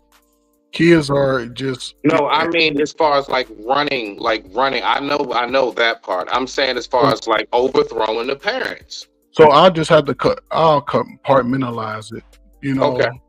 0 to 3 is the most critical time for a kid to be weaned by the mother. Most critical time. Kid, you know, it's just unfortunate, you know, kids are just product of survival mode of most women. And we got to look at a lot of these women are having children by a small group of men because most brothers are not even having children. Single and childless, 60-something%. That's a fucking good ass grade. That's more than the divorce rate. That's a good ass grade. Salute to the brothers. Salute. It's unfortunate that women are exploiting themselves, putting themselves in these survival mode situations. And that's the problem, because once they start having these children, a kid needs specific attention. Like Sister Foxy said, all her children are different. All of our children are different. And if you can't dedicate your life to that child, the kid is going to function in survival mode too at some point. Once a young lady comes on her cycle, or a boy's balls drop from his body, that's the most critical preteen years and teenage years. That's when you know if you got a monster on your hand. When some balls drop on a little boy, shoot, he start challenging his mama. His feet grow. He realized he got a Johnson. He realized he people are starting to look at him like he ain't shit. His friends are trying to bully him into something. Even the females, they bully. You know, it's just unfortunate where we are. But children, you know, Let's just call it peer pressure, Uncle Ferg. Peer pressure. It's not peer pressure. I work with a lot of children. I've spent my career working with children. That is true. That is true. I'll leave you alone on that. I work with people 0 to 65 years old. That's been my career. The whole gamut, from drug induced to prison, all the worst of the worst. Went to the worst sides of Chicago, as they would call it. Never got harmed. Came out scot clean. I'm light skinned. I ain't got a bruise. All my shit happened as a kid. But as far as the children, they're just a product of the adult. A lot of children are smart as fuck, man. They got good. I had students tell me this, and you tell me if this is right. When a lot of children come to a certain age, they're forced to choose family over their own futures. I hear that a lot with foreigner kids, as far as like their dad or something, or mom and dad wanting them to go take a specific career. I hear that a lot with my foreign friends. But Smitty, not so much with you know, niggas like us, you know. Right, because Smitty, look at it. Think about it. you got a 12-year-old son or daughter starting to not understand who they are. They hearing mama getting her cheeks clapped. Everybody he's around showing his underwear. People tell him he ain't shit in school. Dad lives Right. 6 blocks away and he don't even know daddy. Only thing he heard about daddy, your daddy ain't shit. Cause that Right. boy look like the daddy and now he ain't shit. So a kid, you know, and I don't know, man. It's just so much, man. You know, the kids, they in survival modes, man. And it's unfortunate that they hearing the adults of them fight. And you can, I don't know, man. I don't know, Smitty, man. The kids are in survival mode. I do. I'll tell y'all when it's my turn. They're going to do what they do, you know. So They're gonna it's do what they unfortunate. do. I mean, yeah, they're going to do what they do as a Really? kid, man. As a No, kid, no. Hold it, Vic. No, Hold it, Vic. he Hold is on, hold on, told- hold on. You gonna get in there, Vic. You gonna get in there. because Let Uncle Ferg finish and Foxy next. You gonna get in there, Vic. Go ahead. as a kid, and I'm talking in the inner cities, the South is different. I don't know why people disregard the South. I had some of my best times in the South. Mississippi State graduate, brother. Boom, that's me right here. Mouse Point, Pascagoula, all that. But what I'm saying is, today, 2024, and I'll take it back 2014, children are exposed to fucking everything. Everything. A kid, they're not learning shit in school. You can put it on the parent and you can put it on the kid. Because a parent is so stressed out trying to manage something by themselves. If you work a certain amount of hours, you don't get the government assistance. So the government forces a single mama into poverty because she wanted to have a child for whatever reason by a dude that she know they wasn't in the community. You can't take two 16-year-olds and say, be together forever. That's hard as hell. Too many distractions. Now, if a dude's grown man mess around with a kid, that's a pedophile. They need to be filling up the jails with those type of dudes. That's just my take on it. But as far as kids, if they know their mama is out there, what they gonna do? They gotta fend for themselves. They want to eat too. So they gonna do what they have to do. And it's not like a lot of the parents are saying, be better than me, like Sister Foxy. No, your ass gonna be better than me. Because she said, I'm gonna change the dynamic of my future through my children. And in turn, she put her children in the greatest position to be self-sufficient and independent. The greatest position. They're gonna be taking care of her because she instilling in them early. And if the people would do that with children, if the sisters, that's why I say stop going out, drinking up all the liquor with their breath stinking, getting sugar, you know, staying overweight, not working out. You dedicate that shit to your children.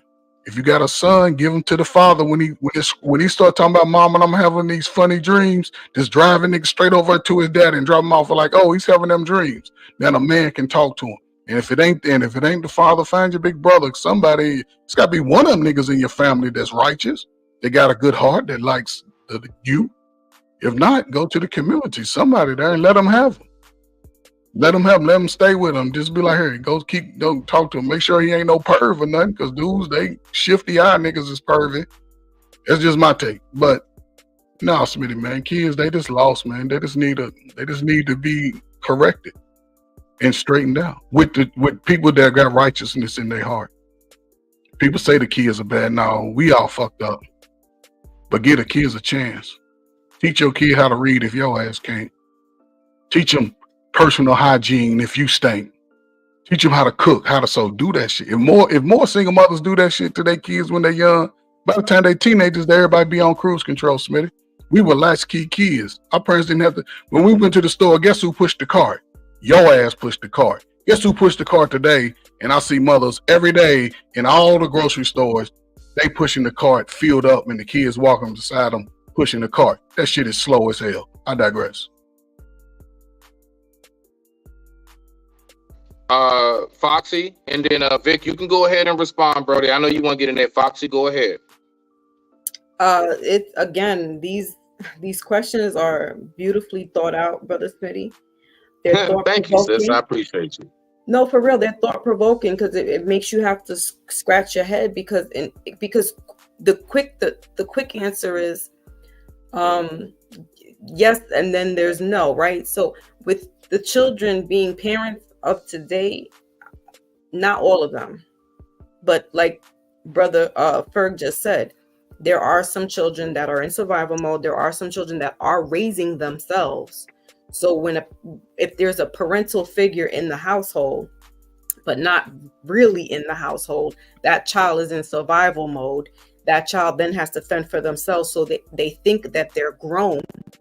And I gave you my history. I just said, you know, my mom, I was 9 years old, traveling across town, going down into Manhattan. If y'all know New York City, a 9-year-old by themselves going into Manhattan in the 80s. So sometimes I thought I was grown, but I was grown. I did things as an adult. And then that pushed me into exploring and being sexually active at an early age, to where you know, the birds and the bees. I learned the birds and the bees by doing it. So now you have children.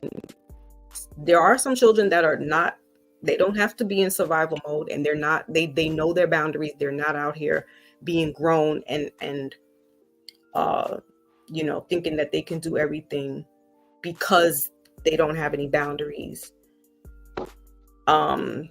So that goes back to the traditionalism, you know, it doesn't necessarily, yes, we should have a 2-parent household ideally.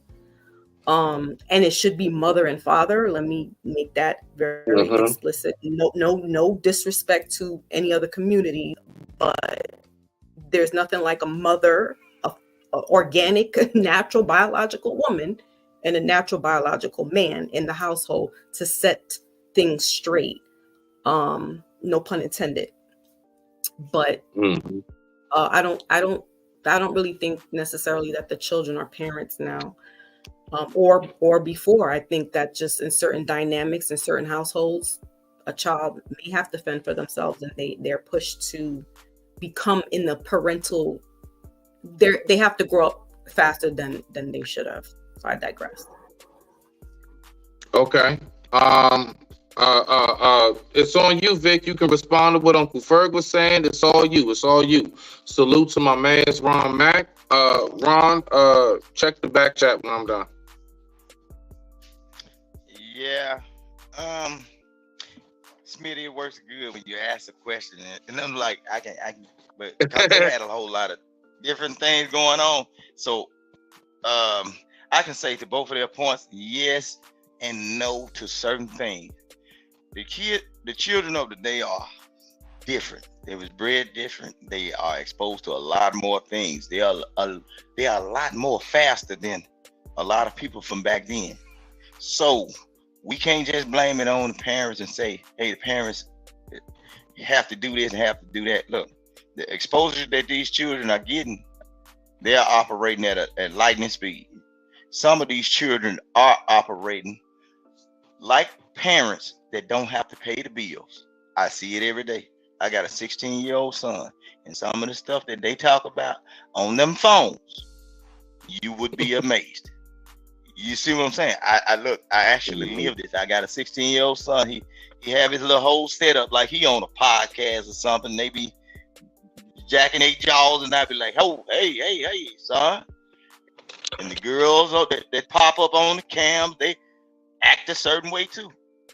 But the thing is, we as parents, what we have to do, which I do it, I say, son, I can't watch everything you do, but this is what you don't need to be doing, and this is what you need to be doing.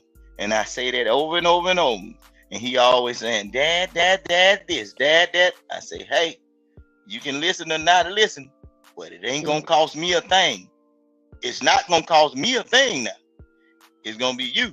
So I just keep saying certain things, you know what I'm saying? I'm here with you every step of the way, but don't you bring no puppets to my house.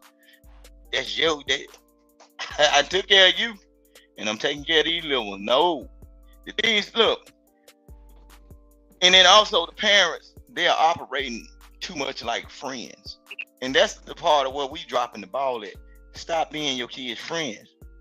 Stop laughing at every joke they tell. Yeah, it might be humorous, but you know they talking about some shit they ain't got no business talking about. at that certain age. We dropping the ball on that. This modern day thing where don't whip your child, don't put them in the place, don't stand on no business with them, all treat them soft. The world is not gonna treat them soft when you release them out there. And then everybody ain't teaching or instilling certain things in their kids the way you doing.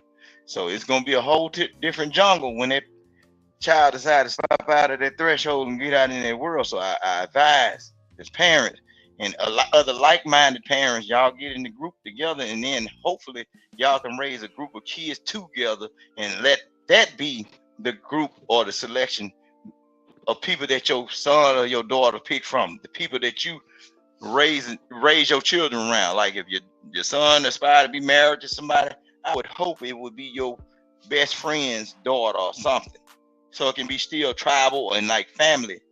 You know what I'm saying? Something we know about, so both parents can check up on those issues when certain things going on. Because like right now today, these problems and these conversations we have about relationships and all this is because it's so many people from different directions. Some have been taught and some have not even been taught to be taught nothing. And it's a clash, man. It's gonna take the parents, man, to do it the old way.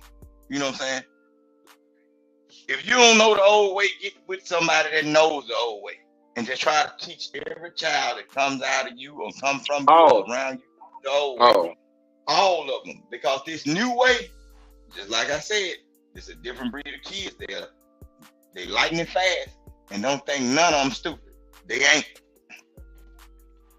And I'm just resting on that. Okay now. I like that. My brother Ron Mack in the building. Ron, say something, Ron, cause you glitching a little bit now. Say something. Oh, okay, bet. You went in, my nigga. So yeah, you want to tap in on this? Cause the last, or do you want to tap in on the question before? But matter of fact, now let's tap in on this one. If you want to tap in on anything before that, you can afterwards. Are the kids the parents now?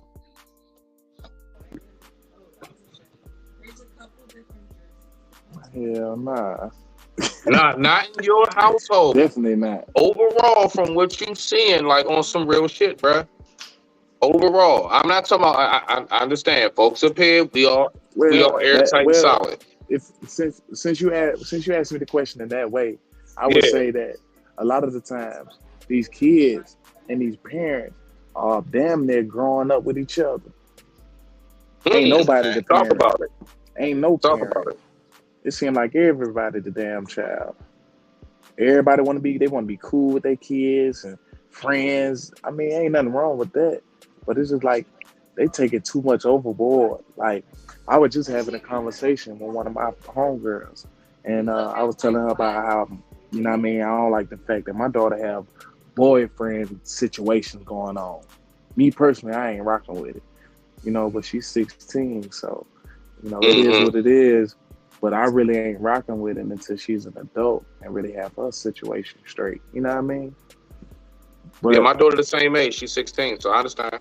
Mine's 16 too. All that boyfriend, girlfriend stuff around that age ain't real and don't need to be done. Like, you got too much other stuff that you got to take care of and finish out before you even think about dealing with some type of relationship with anybody else. Like, you got to figure out who you are first, you know what I mean? Yeah, mine isn't on necessarily the boyfriend tip. She just more so on that I'm 16 and she be acting like she don't really need my counsel or advice. She just think that she got it now because she on an honor roll and she know how to get home from school on her own and shit. You know, little shit. You know, she knows how to make her own little meal on the stove. So like, it's like, you know, I don't need you no more, Dad. Learn how to walk. You tripping? They just learn how to walk and That's talk. what I get. How you just learn how to walk and talk and now you know everything? Man, I'm in that back seat now. She got the keys. Apparently, I'm in the back seat now. She ain't got her license yet. Okay. Definitely. So yeah, I mean, so this is my thing. Yes, the kids are definitely running shit. The fact is this Ron touched on a lot of good points, Brother Vic. did as well. Everybody did, honestly. The fact is, too many of us are trying to be like too cool with our kids. Too many of us are doing things. If you come back around, I got you. Too many of us trying to be too cool with our kids. Too many of us are trying to like keep up with our kids. It's not. It's really no separation. And just like how I said, this thought that came to my head: lines are crossed when lines aren't drawn. And a lot of us, as the parent, we don't draw that line. And it's too much trying to like, I want to be cool with you because you don't want them to what? Get upset about something? I can't remember the last time my parents cared if I was upset because they didn't get me that bag of gummy worms out the grocery store, whatever it might be. Or they didn't get me the latest game console, whatever it might be. I mean, the last time I could remember they was cared about if I was upset. And you know, I noticed something. It's a lot of people that really do have this headspace and process of thinking like, once your kids kind of get like to that teenager stage, like me and Ron was talking about, it's like they're like, nah, I mean, you know, your job's basically kind of done. And I'm like, what do you mean? What do you mean my job's done? My job's not done. No, my job is not done. My job isn't done until I know that girl can take care of herself. Because I'm going to be honest with you. My wish for my child is the same that my father has given to me and his children. And that is, allow me to go to my dying bed a happy man, knowing that my children can take care of themselves from everything that I've taught you. That's it. Let me die. Let me go happy. Let me go happy, you know, knowing that everything that I fought so hard to teach you wasn't just up in smoke for nothing. Don't take this land I gave you and just blow it. You know what I mean? All of this. Hopefully keep some of these traditions and values, as I was just asking about. You see? So that's the main thing that I see with that. I see is too many people that honestly don't really. Let me see, what's this? This might be him. Yeah, there go my man. Yeah, it's not a lot of people who what's going on, Pepper? Okay, yeah, it's not a lot of people who actually recognize the true value of that. But I believe that if we stop trying to like be cool with our kids, I don't know where this came from. Now, let me ask you this. Can somebody mute whatever? I want to ask this to the panels. Respect. Salute to the fam. Salute to the fam. I love it. I love it. Is it the fact that society, as far as like CPS being called, no spankings, do you believe that a lot of this dynamic came from the fact that a lot of parents and states' hands are tied because we can't corporal punish the children? And corporal punishment meaning tap that bottom.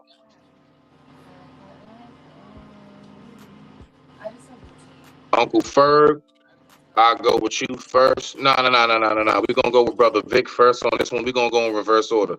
Brother Vic, and then we're gonna go with sister. Yeah, go ahead, take your time. Do what you gotta do. What's up? Y'all can hear me, right? Yeah, See, go ahead. I was raised in a household where they say, and then my folks was traditional Bible people. We live in the Bible Belt, and they believe in spare the rod, spoil the child. The thing is, what happens is respect is sometimes earned, but you got to take it at one point when that line of respect has been crossed.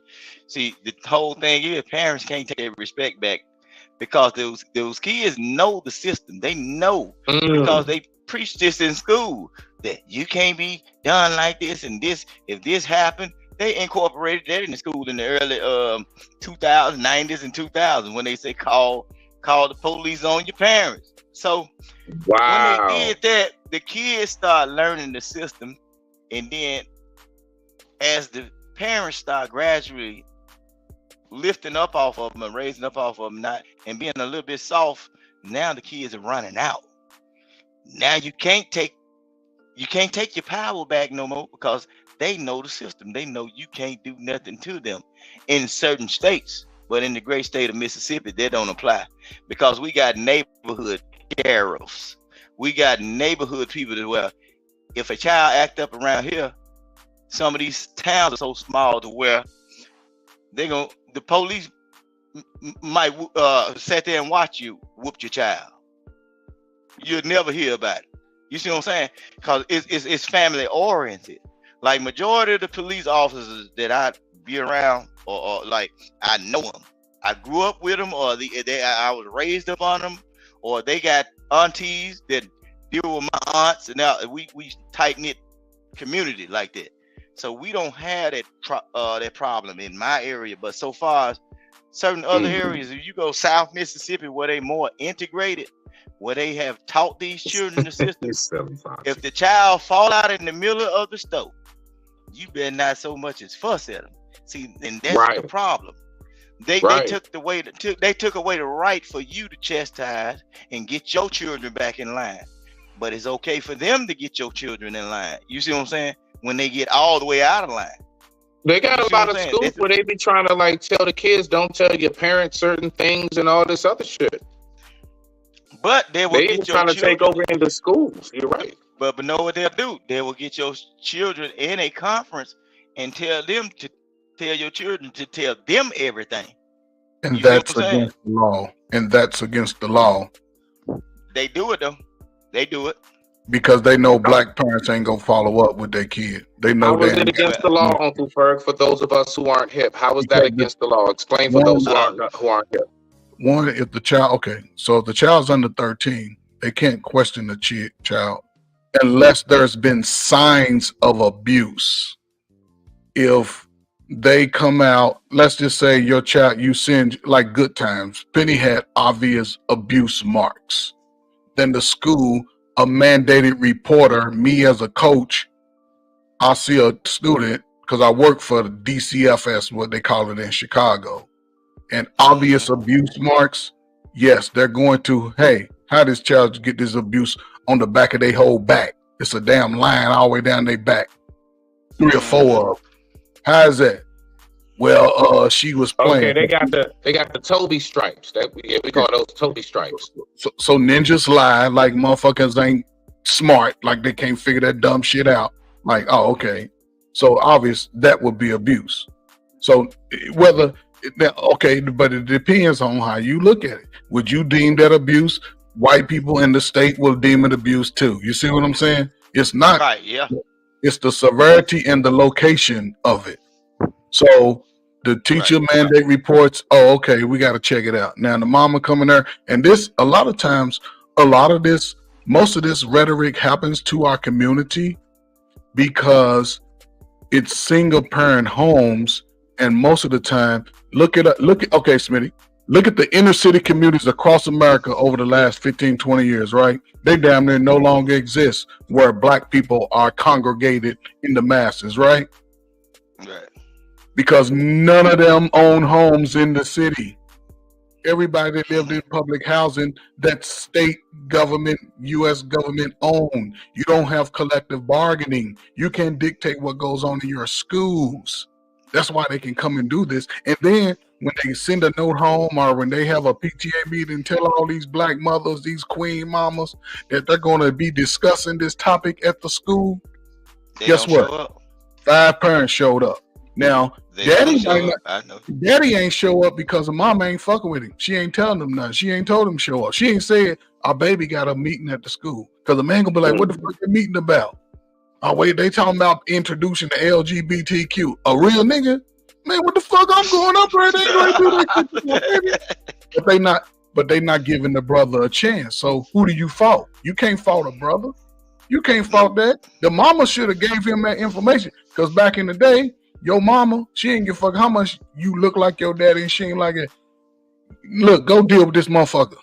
And they put it off. Right. Nah, you got a point. And if you deem the ass whooping, he gonna whoop it. If not, he gonna talk to you, slap you upside the head, say, man, get that shit together. And you gonna go to school thinking about that shit like, I don't want to see that nigga no more. I don't want to see my daddy no more. But that's a different time. Now, with the system, it's a catch-22 because it's a part of the division. If I can get your kid on this, because back 25 years ago they was pushing this Ritalin. Niggas ain't got ADHD. They not getting outside in that fucking sun getting that vitamin D. See, that's all that is. Because back in 35 years ago, yours was outside from 12 noon to them damn lights went off.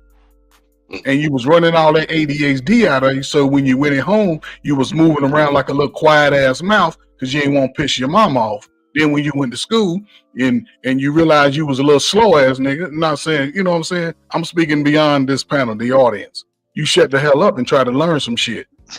Right. Then women, some girls like you, girls call you ugly. We was all ugly fucking in elementary school, except me. I was handsome. Speak for yourself, sir. This man is gorgeous. This is all growing. We was Not still me. growing. I never had girl problems. Not in life. I didn't have it either. I'm just saying. Yeah, I always say that to Uncle Ferg. You know, that's a me and him thing. I always say that to him. And brother, what I mean, yeah, I was him. But I digress from that. That was a former year. But you know, a lot of the youth don't get a chance to enjoy the youth. They gotta see how they gonna eat because mama ain't trying to cook them a meal, and that shit stressful as fuck. Come on, man. Boy need to eat three meals a day. Shit, he's a boy growing. He gonna go from a size 6 to a size 9 in one fucking summer. He needs to eat, and when your body don't get that nourishment, it puts stress and strain on other parts. Even the females, they indulging in too much of the adult fornication activity. They getting exposed to it. You can't do that. They don't eat healthy. A lot of women just don't eat healthy. It ain't the fact that they ain't cooking, but they ain't eating fruit. Them motherfuckers ain't eating berries. Them motherfuckers eating fucking sandwiches with 2 slices of cheese and bread and the big shit. They ain't eating that fried chicken, and all that grease shit. Yeah. And that's bad for their health. And they putting this weave on, it's restricting the growth of their hair. A black woman's hair will grow 6 inches a year. She's just washed it and put the right oils in her. It will grow 6 inches a year. So just imagine they stripping these kids' hair out before they turn 6. They already got the perm in and all that. That's killing the follicles. That don't make sense. But the mama's raising it. And I'm not saying now that I'll put on the Hold on, Uncle Ferg. The mama that's doing that to the kid, does mama have edges? But whether she have them or not, she should know. Like Sister Most of them don't. Most of them That's don't. what. Thank you, Vic. Thank you, Vic. You know where I was at. She did as a young girl, teenager. She damned that she was gonna let even her daughters and sons see that shit. You gotta separate that shit. Kids put everything together. Kids are a product of the. All right. You got a point there. You got a point there. They're a product of the bad adults, and it ain't just the mamas being bad. Hell, the uncle will fuck your child up. Let him not like the daddy. He gonna get your child high, get him some booty. He might even try to stick his finger in his booty. Because Uncle Ferg, look, Uncle Ferg, I believe a lot of it truly does come from the fact of like a lot of us, believe it or not, like we are actually realizing that we're older now. Like a lot of us, our age being what it is sinking in. And I believe a lot of us are having a hard time grasping with the fact that this ain't 94 no more. It's not 2008 no more. It's not 2006 or 97, whatever it might be. It's 2024. And we are, yes, we're bald and we're gray. You know what I'm saying? We're starting to, get wrinkled a little bit. Our teeth are yellowing and all these other things. All of these natural processes of life are taking place. And I believe a lot of us are having a hard time dealing with that. So I believe what happened is the kids have subsequently gotten this weird gift of being able to let me see who's it. Okay, that's my man Ron. Okay, now. And the kids have been able to get this weird gift of because we're so not wanting to get older and we're trying to live a lot of our youth out through our children, we wound up treating the kids like our peers. Thus, they cross the boundaries of knowing what respect is. And it goes back to what I was saying last time. That's why I believe a lot of the respect between that generation gap with elders and the and the young bloods now is so messed up, because if mom and them at the house is up here doing the same shit they do, listening to the same music that they son 14 listening to, mom popping the same shit, you own then it. how do you think he going or she going to respect me or any of us when they go out in society if mom is a damn peer? But I digress. My mic is muted. Go ahead though. Yeah. Like Smitty, or what I see going on a lot of times. Know what we got to do as men, right? Also, too, if we raising boys and you got contact with your boys and then also daughters too, they word usage. Look, we done got so soft with our kids. You got to check their word usage in their language towards you. Don't let them call you bro, fam, dude, all that, because I noticed it's a lot of young kids. They get around their parents, their dad, and or their mamas. They talk to their mamas as if that's like a girlfriend type figure, and they get around their daddies and talk to them like there's an uncle or cousin instead of saying sir, yes sir, ma'am, no ma'am, at least don't no. play with me. You see what I'm saying?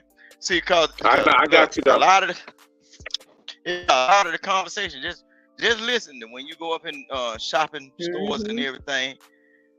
Just listen to how the males play with their mama, and their mama allowed it. You see what I'm saying? Listen to how now some of the guys, it ain't too many guys that let their sons play with them like that, because the majority of the men, if they know their son is real playful and will challenge them, they don't even really want their son around out of respect, because I might have to hurt this little motherfucker. You see what I'm saying?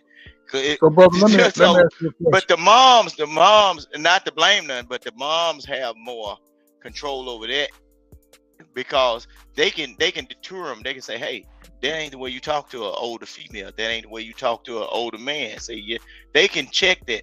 You know what I'm saying? But a lot of times, I'm telling you, I see it. It seems like you can see a young man come in the store, and when they talk to their mama, it's just like they talking to a regular chick, a girlfriend. Yeah. Baby girl, where that money at? Where that change at? All that. You know what I'm saying?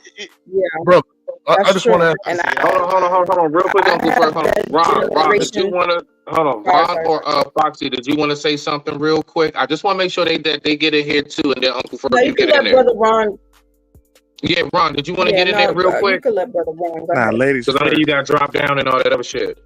Nah, ladies first. Foxy? All right, respect. Yeah, this generation again, it goes back. It's a lot. It's everything that you've been just bringing up, Brother Smitty, with the traditionalism, and we wouldn't dare talk to our parents and say, "Bro," the N-word, none of that. And sometimes my kids will slip up and be like, "Yo, bro," and I'll be like, "Who?" Mom. So yeah, the mothers are with their children more so, I would say, than the fathers. So they'll want to be engaging with their children. So a lot of stuff will fly off the handle. Some of these mothers that of late are coming from broken homes, right? It's mainly single mother parent homes. So there's this disconnect to know what is to be tolerated and what's not to be tolerated. Some of the women are my age, they are grandmothers now. And that generation of, okay, again, me, teenage mom, I chose to be this mother at an early age. So therefore I put a lot of stuff on the line. So now in my 40s, I can have my second win, but I'm not reckless. But you have a lot of the mothers that were teenagers that are doing, or the Freaknik case in point, where they, they're reliving certain things, and they're not realizing and not being responsible that you have another person here, a little person looking up to you. You have to set some guidelines. You have to set some regulations. I wouldn't say that my children are my equals, but I have moments where I'm cool with them. But there's this level of respect, and especially my oldest, all I gotta do is look a certain way, and she's in formation, and she's 31. The other two, you know, they have their moments where they'll slip up, be like, yo, bro, and I don't go with the N-word at all. My son and his father talk like that, and I correct them. I'm like, don't use that. Here, I don't, as long as I'm in earshot, I don't want to hear that word. Do not refer yourself to that. But you know, it's in some ways there's little slangs and lingos that, as long as it's not being overused and they understand that you are the parent, there's an authoritative figure here.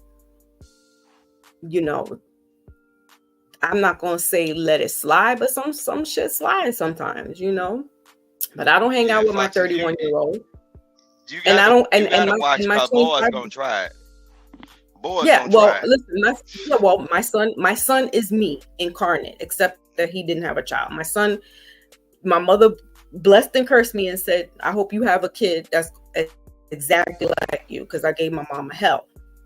And sure enough, one of my kids did, and it's my son. So I was at the school numerous times, them calling me, please, your son, come get him. Let's have a meeting.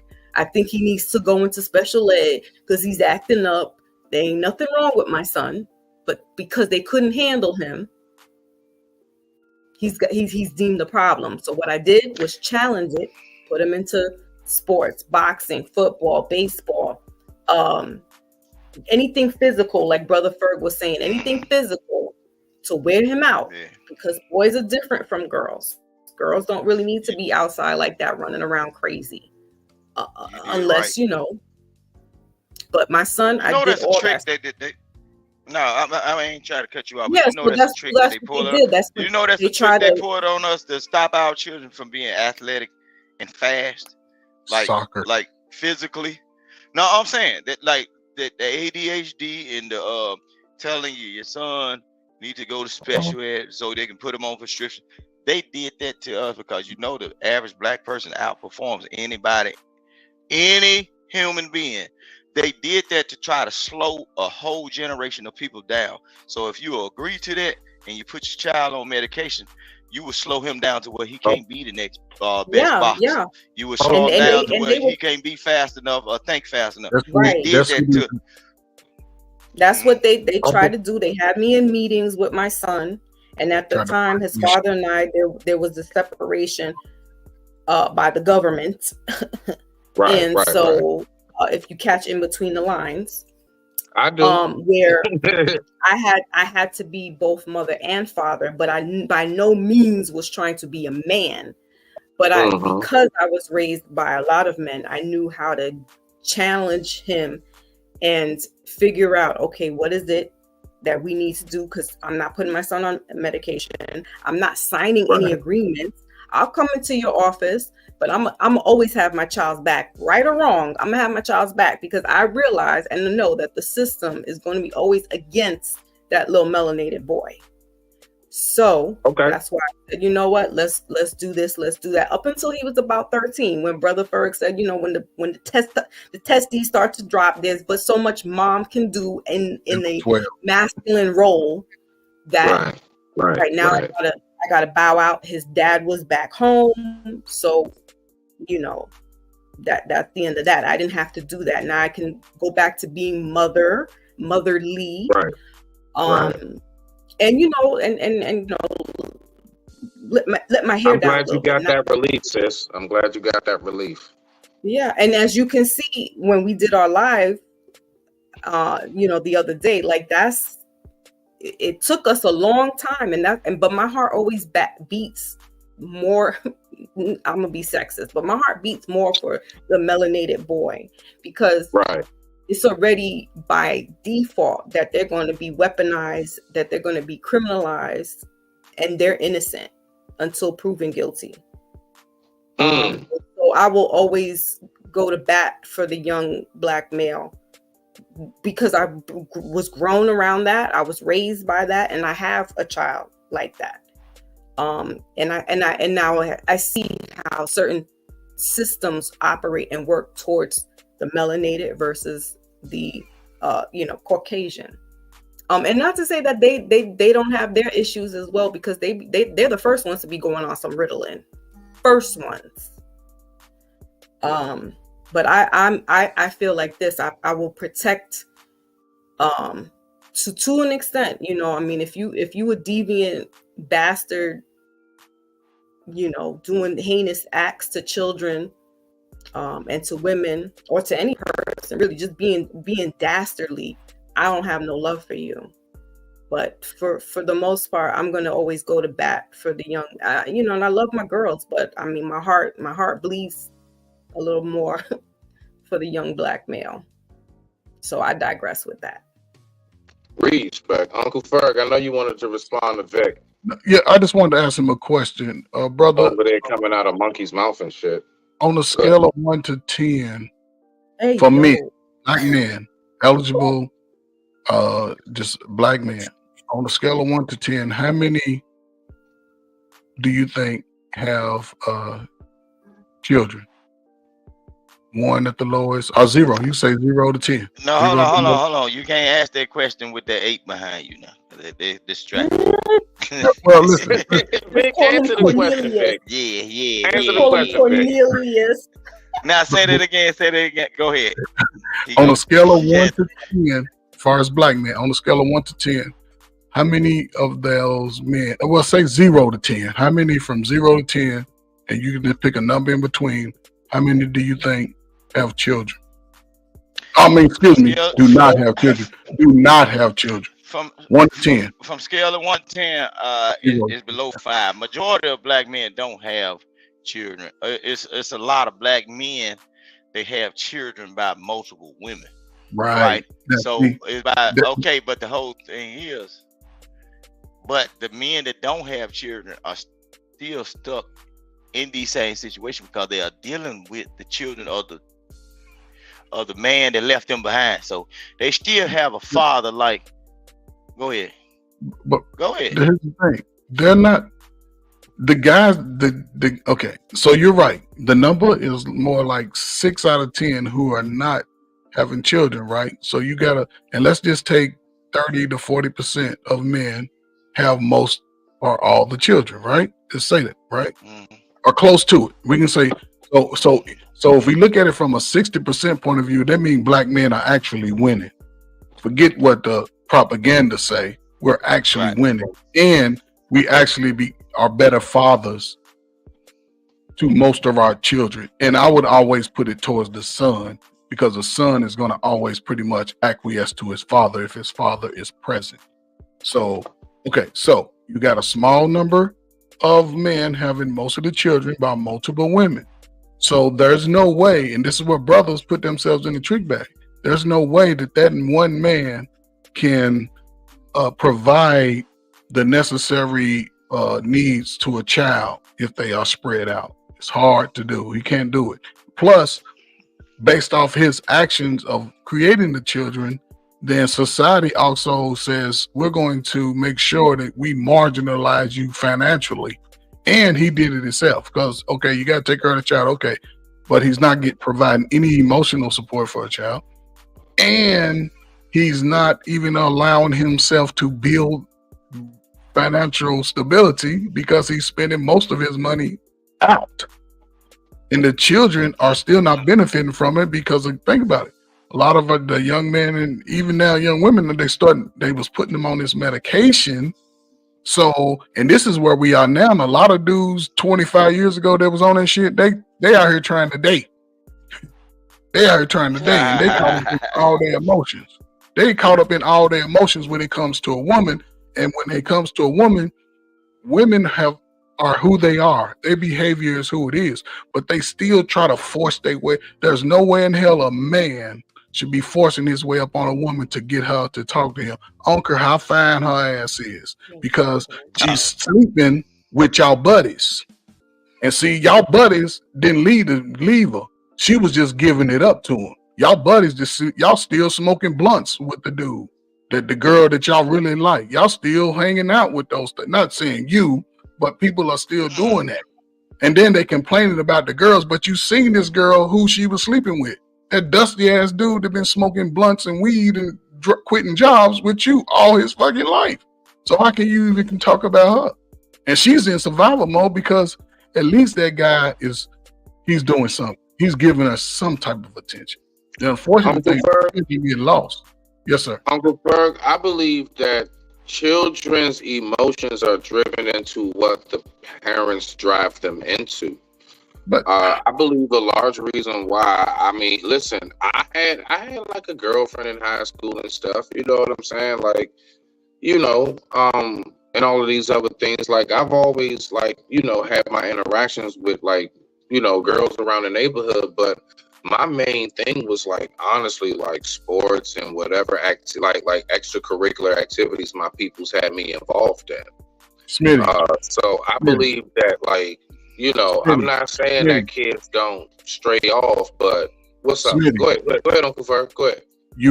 I love when you prove my points, because go ahead. from your anecdotal experience, you had people paying enough attention to you to know that your ass. They stayed on shit. Yeah, but they know that you needed some structure outside of school. You needed to burn all that dumb ass. They knew I was hyped. They knew I had a lot of energy, and they made sure they kept real shit. So they kept me. Man, when it was baseball season, I didn't even want to play, but I actually found out I liked baseball because I was forced to play because my pops was like, "You're not just going to be around the house." Thank you, Smitty. Again, proving my point. Yeah. Now, to Miss Foxy's point, she made a statement about girls shouldn't be outside. That's the damn problem with girls today. Because when they're in the house, it's easy access to have sex. Girls were running around outside. Wasn't no size 15 girls. And if she was tight as hell. If you ran into it, feel like you ran into a tree. And here's the thing. Young girls that get outside, they can run track, they can do cheerleading, they can learn how to do backwards flips. They gain a sense of self-pride because they know that, and it depends. You know, guys are different depending on what they think is fine and cute and all this old regular stuff. They still struggle when understanding women themselves.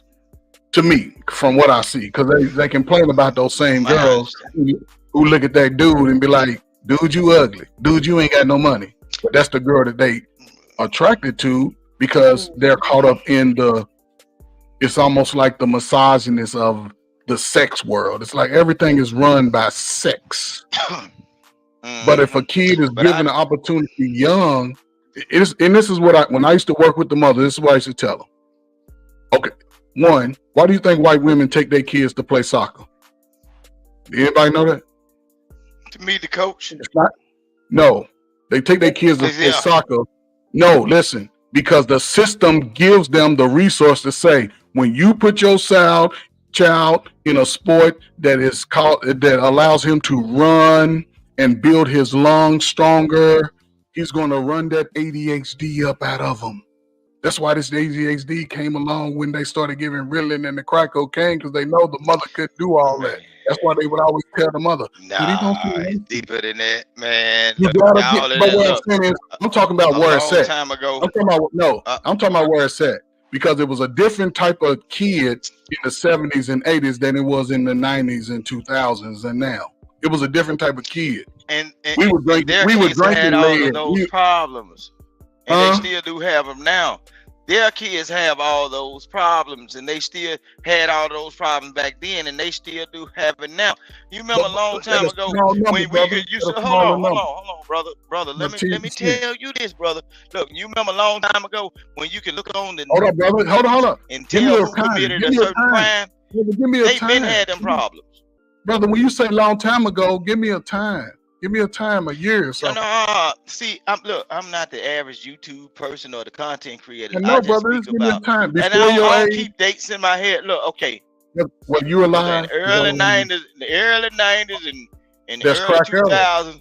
You remember a long time? Okay, you remember a long time? Well, okay, it's a long time ago with people. That's what I'm saying. You remember, you usually could look on the news and tell who did what crime. We wasn't doing that. If we had all the problems and the ADHD, it would have been relevant that black folk had the problem. We wasn't the problem. Okay, they still got them problems, but know what they do? Who's They they? give them a Who's they? different. They give them a different medical term and give us the little borderline stuff. Give us ADHD, but they what they do is they do a switch up on us and make our children look like it's all bad because they are highly active and just need something to do. Their kids got parks they can play in. Their kids got treadmills in their house, bouncy places, and all of that they can go to work all the energy out. But when we got Brother, we kids still got sitting around the part. neighborhoods, don't have certain things to do and everything, and our kids want to burn off some extra energy, they call it bad. And then know what they do? Give us another diagnosis. It's the same thing. A long time ago, you used to look on the internet, not on the internet, on the TV, and you can tell who did a certain crime. You can't tell now. You can't tell now. Know why? Because they done put all our kids with their kids and everything, and now our kids adopting in the same mindset that their kids have, and that's just a fact. No, brother. Segregation It's was a not good true. thing. I'm telling you now, the But what mindset I'm saying, look, mindset and energy. Notice, look, in real life, I don't even shake certain people's hand, or I don't but even congregate in a room with certain people for a long time. You know why? Because I don't want their energy to fall upon me. You see what I'm saying? They calling it a mental illness and all that stuff and what black folk going through and all this old dysfunction and everything. No, it's the and separation needs to be had so you can cultivate and help your own people and they can do what they doing on their side of the fence. That's the problem. We are sitting around waiting on the system to take care of our kids, and now while we letting the system take care of our kids, they adopting the mindset of other people. That ain't our way. That is not our way. It's the mindset and the energy that's on our people, man. Just like this internet, these talking points that we have on the internet. Look, black folks used to be together, even though granddaddy was dirty and he had outside kids and everything. The man found a way to do whatever he needed to do amongst both households. Now, females and males don't want to do shit for each other. It seems like relationships are a scheme and everything because we've been hanging around the wrong energy. So brother, even this is in these YouTube talking points, we already know what the problems are. You talk. No, we don't know. Yes, we do. Don't know You what the problem. No, just we listing don't. what the Because problem. Now listen, you if just we- listed what if the we- problems are, how people act. You said how people act. If What I'm we saying know is this. what the problems are, they would have already been solved. We don't know because we constantly get them on panels and these shows trying to find solutions. No, we No. don't know. Or either we know and we are Bro, not trying to bro, work towards them. Bro, we're not trying to find a solution. We're just talking about the problem. That's what I'm saying. We can Okay. identify the problem. We got to find a solution. That's all we do is identify the problem. That's it. And understand this as far as this like the medication. What I was trying to say was, as far as the white people, they give the white person the antidote to the problem. They're not saying medication. They put the plan. That's why they take them to soccer. A white woman ain't worrying about her hair melting out of her head. She ain't worrying about the sun being hot, because she gonna go home and put them kids to bed on a schedule. They gonna eat, and by 9:30, they ass gonna be snowing. She gonna sit back and take a hot bath and bubble bath and get in the fucking bed by 10, because everybody's already in the fucking house at 11. These kids are still running around outside with their mama to 9, 10 o'clock on a school day. Those problems. That's not right. That's not true. I know plenty of white folks that grew up and all But that you talk around me and but everything, the and they system were ain't some of the affecting the same terrible. as white They folk were and some black of the folk. most terrible people and everything. But now, get You what? lived in They Mississippi, brother. they family got them back together and got them straight. And guess what happened? Hold They up. got about it. They bull crap. They So you said the man. family got them together. We ain't got no Yeah. family. We know that. How we gonna get the I got family fam- together? Nah, I got family. I got family. Yes, but see, I we ain't- gotta step outside the antidote. I'm telling you. I know you got a family. You speak. You in the greatest position. What about the masses of us who are not? What about I those know children that we're talking about at 80% out of everybody wedlock? can't go. But see, Everybody can't that's what people say. But understand this. However you look at it, if we don't all go together, we all go together. That's what's going to happen. No. Yes, The brother. only thing, Because the young look, and the old are it, still fighting. The young men and the old men are still fighting about relationships. no, See, the I'm ones not that saying you, operating. brother. I'm not saying you. When I talk, I'm sorry. No, I no, don't. I'm talking to I the know what you issue, mean. not you. But I'm I'm talking saying to is, the issue. the only thing gonna help us all if we start operating with people and around people that got like minds. If you are operating around people that don't got the same mindset as you, guess what? You pissing in the wind and you about to give yourself an aneurysm. But brother, they're talking to each other with the Everybody like can't mind. go. But these young folk don't. They like mind is what they doing. They in they like mind is what I'm trying to say.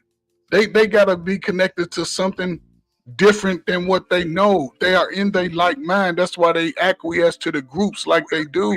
That's why they move in a certain way because they all got a like mind. Is what you saying? You understand that because you're a grown man. A lot of these children But don't yeah, understand. I understand this too, but I also understand this though. Look, Ferg, what we gonna have to do as people that know the old way, if it's a dawn on a new era, we got to stand back because we might get ran over. We too old to Who be can playing run us around with over? this new shit. Who gonna run us over?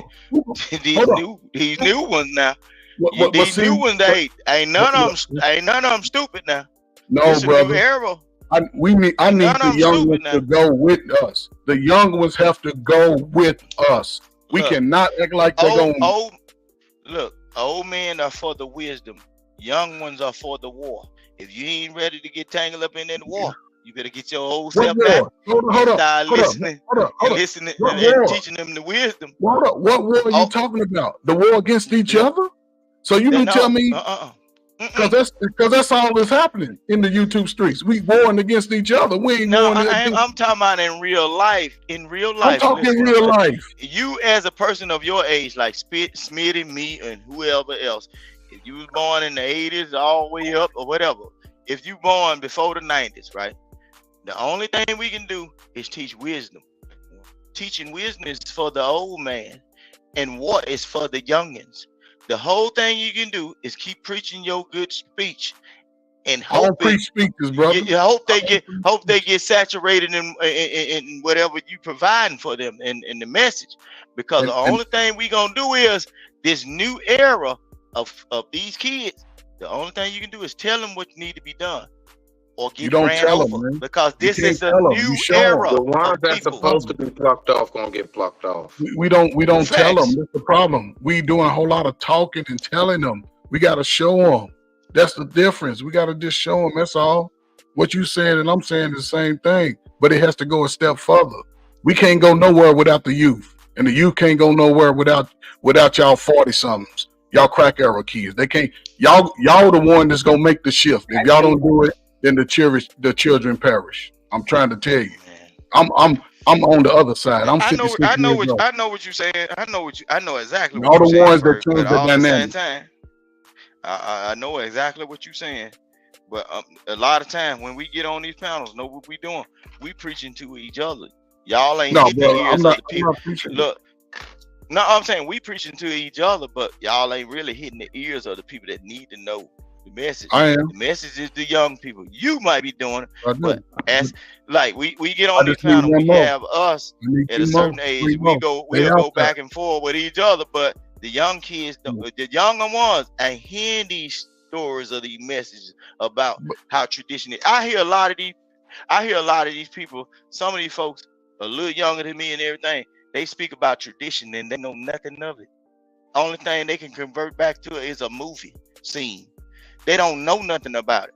A lot of these people that run in these panels and talk on these panels, they can't tell you who their great aunties is or none of that. They convert back to movies. They can't tell you what their uncle did. They can't tell you what their mama did. Look, my dad is still living, my mama's still living, and I got relatives that can tell me certain stuff and how to move right now today. You see what I'm saying? It is what it is. So Smitty, it is what it is, man. I hope he ain't rage quit. I ain't mad at y'all. If everybody's Gucci, what we're gonna do is we're gonna go ahead and get to our final thoughts. It is definitely late. I don't know where you at, but It is more night where I am. Okay, so I'm gonna get some rest. I got physical therapy tomorrow. So, final thoughts. Talking chocolate in the chat. Foxy, we're gonna start with you, sis. What do you have for us? And what's your final thoughts to the show tonight? And we're gonna go around corner with it. Vic, then you, Uncle Ferg, and I'll end it off, and we're all gonna have ourselves a good morning night. Because it's more night. It's morning night. Who this? Shout out to the retired folks. Oh shit. Okay. All right. There go my brother, Information Man. He come up here strong. Okay. What's up? Mm-hmm. How y'all doing? What's up, man? Great respect. We'll come around to you in a second, brother. One moment. Foxy, you want to go ahead and kick that off? If you're there. So final thoughts. I want to say thank you to you, Brother Smitty, and Brother Soapbox for having me up on the panel, and also the other distinguished gentlemen that were here with me as well. Thank you for having me up here and letting me voice my little opinions. Your little opinions are very important, Foxy, and I thank you for them. No, thank you. Wisdom, experience is the best teacher. So with that, we need to cleave back to some of the things of our forefathers, foremothers, however you want to look at it. Take a little bit of the history, learn it, and mix it up with what's going on now. We can't really stay in the past. Although segregation sounds great, looks great, in reality, people are being brought over here. We're being merged with other cultures, ethnicities, etc. I'm a product of diversity, of immigrants coming here as well from the islands, from Caribbean, from Jamaica and Cuba. Their tradition is great. It's good to have. It's good to have an anchor, but it's also good to be a little flexible and move with the sign of the times, so you don't get swept up underneath the undertow. And get lost in the sauce. It's good to have your ear to the ground to know what the youth are up to, but not to be like them, not to be the equals, especially if you're over 40 years old. You really should be having some type of, discipline, some type of authority figure. Even if you're not a parent, just be a role model, big brother, big sister type, energy.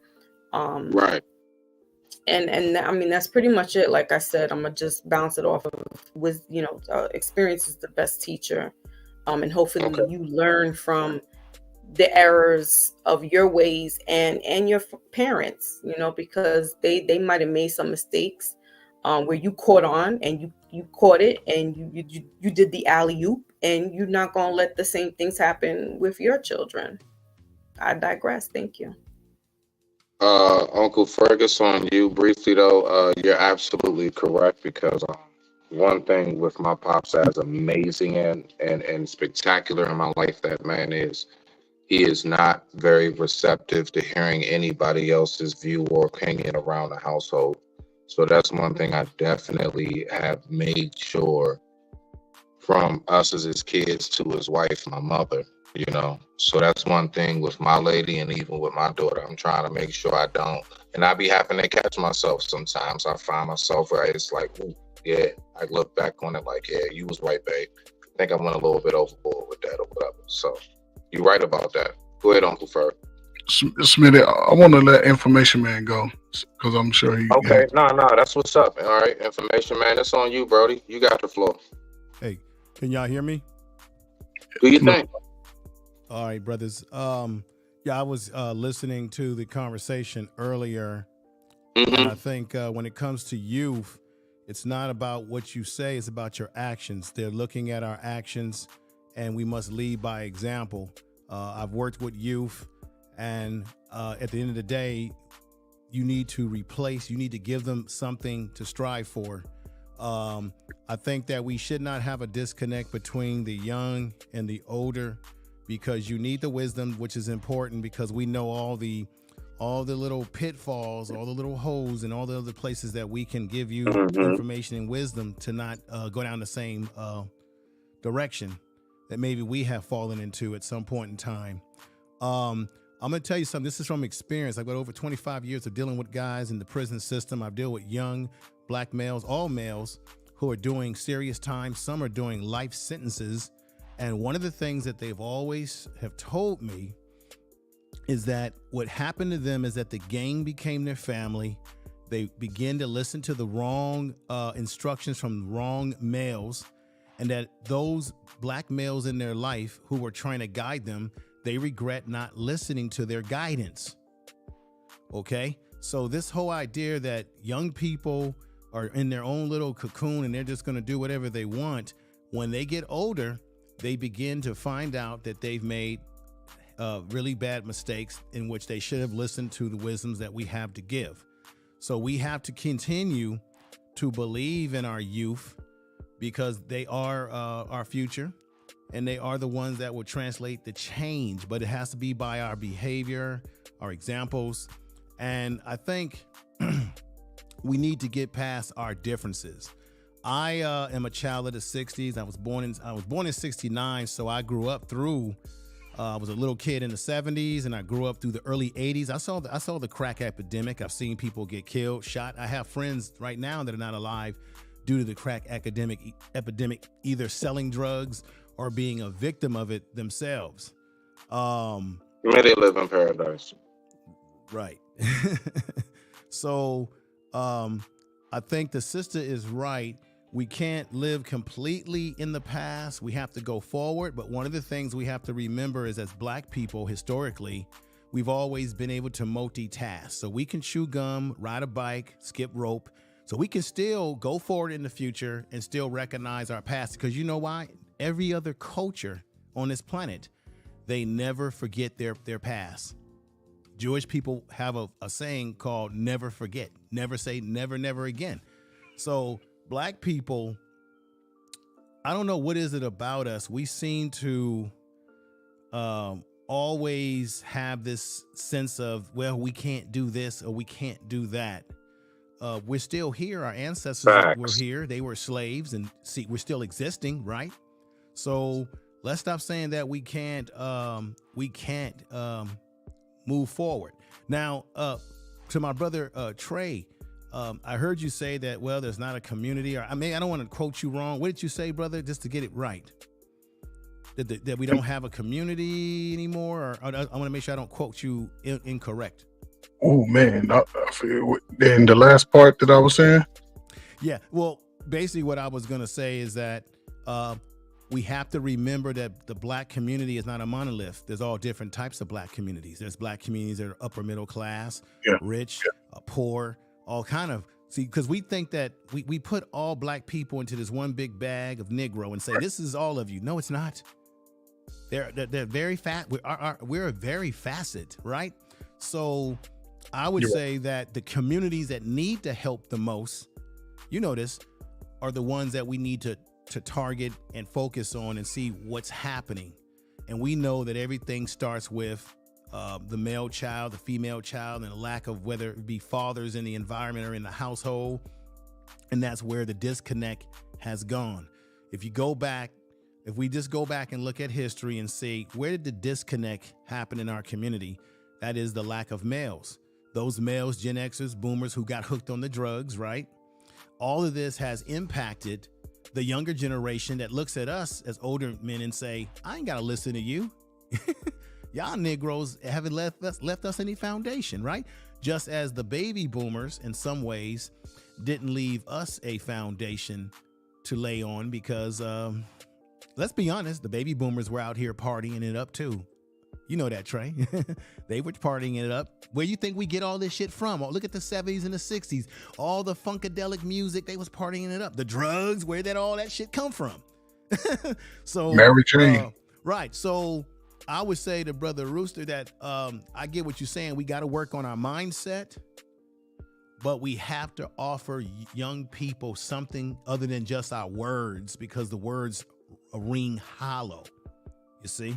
So whether it be mentorship programs in a community, something that you can gear them towards that's tangible, that they can see worth putting their energy into. And I'll land there.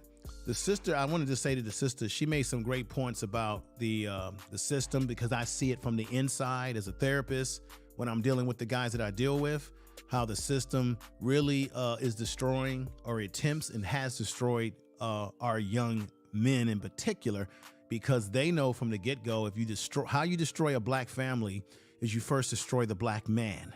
You have to destroy the head of the family, and everything will fall like dominoes. Then you appeal to black women, as the Democratic Party does, with little symbolisms and trinkets, while removing our asses. That's all I wanted to say, and I thank you, Smitty, for letting me speak. Oh, hey, thank you for that. You know, you always welcome, Brody, and I always appreciate your wisdom, knowledge and advice, always, just like everybody else up here. Brother Vic, go ahead, get up in there, Brody, so we can go ahead and close this up. Y'all can hear me? Yeah, you sound good. Yeah, that was hey, I appreciate y'all for bringing me up on the show. That was pretty much a mic drop right there. He he wrapped it all up and it's in a bag, and I'm toting it on my shoulder, heading on out. You know what I'm saying? But it is what it is. Look, but just like I say, hey, man, the only thing I can pray for is peace, love, and happiness amongst our group of people. You know what I'm saying? I think things will get a little bit better if we stop worrying about what everybody else is doing and sweep around our own back doors. And just like he said, our community is broad. It is what it is. Hey, appreciate you for bringing me up, and I'm finna all day. Get on you back. Already know, Big slide on back whenever you available. Take it easy, I'll bro. be back. You know it. Everybody be easy. Okay, now, Uncle Fergus, you get in there? You got in there, right? Yeah, I ain't got much to say, man. You know, Brother Information Man was right on. You know. He was right on. Well, I mean, right. As far as the community, we are diverse in all levels of our community. And I was looking at, some of our inner city, because me as a Gen X, the thing was taught to us to, because we were the kids that were being bussed out past all, took out of the city, and you went to all these nice suburban homes and these nice homes. My generation was a part of that. I was the first bus generation. I went from, like the fourth grade, we got bussed out. So yeah, and we wanted to get in those homes. So when we was graduate, we wanted to get in these spaces, because we were the largest group of college enrollments in our history, graduating college, joining the military. It was a lot, a lot was going on in that time. So we put ourselves in these different levels. But for the individuals who still have been stuck there, since that welfare system is stuck, a lot of us parents, our cousins and relatives were stuck in those projects, and they introduced a lot of bad things in those projects, and we still reaping the repercussions of that time. A lot of good uncles and fathers were killed because of those drugs, or took off the drug. Feminism took the father out the home. Crack cocaine era took the mother out the home, because a lot of these young women were getting caught hooked on drugs too. And it put those children in a peculiar place. And now here we are, some 30-some years later, with everything that they've shoved down our throat, we still here. Our numbers have been the same. It's still as many black people on this in America as it was 100 years ago. The numbers are the same. We just have to find a way to unite that, the young and the old. Because like he said, I need my young men soldiers to fight the war. I can be in the back like we talked about. I can be sewing the hole in your uniform. I can be stirring up the brew while Sister Foxy, she's over putting the seasonings on it, grinding down the cornmeal. We can work together. See, I can load the ammo. I can do that. But you, the young soldier, the young warrior, I need you to go fight that battle, but we got to fight it for the greater cause. Because our children's future is dependent on what we're doing now. Okay, I I love it. Thank you. Not away, Smitty, man. We're gonna keep fighting this battle, man. I appreciate you, man, for real. And all right. Hey, I always appreciate y'all, man. Like I always appreciate it when you guys come on back and you always further give your insight, your wisdom, and information and your knowledge. So I think all of y'all, like I say, I don't know every damn thing. Sometimes I got questions for you guys too, and I'm just very proud to say that I be around some of the best that we have to offer still out here. As few of us that may be. So with that being said, I'm gonna take my ass on and I'm gonna do some munchy shit, like get some butter pecan ice cream with some strawberry special K. And I digress. My mic is muted. Respect.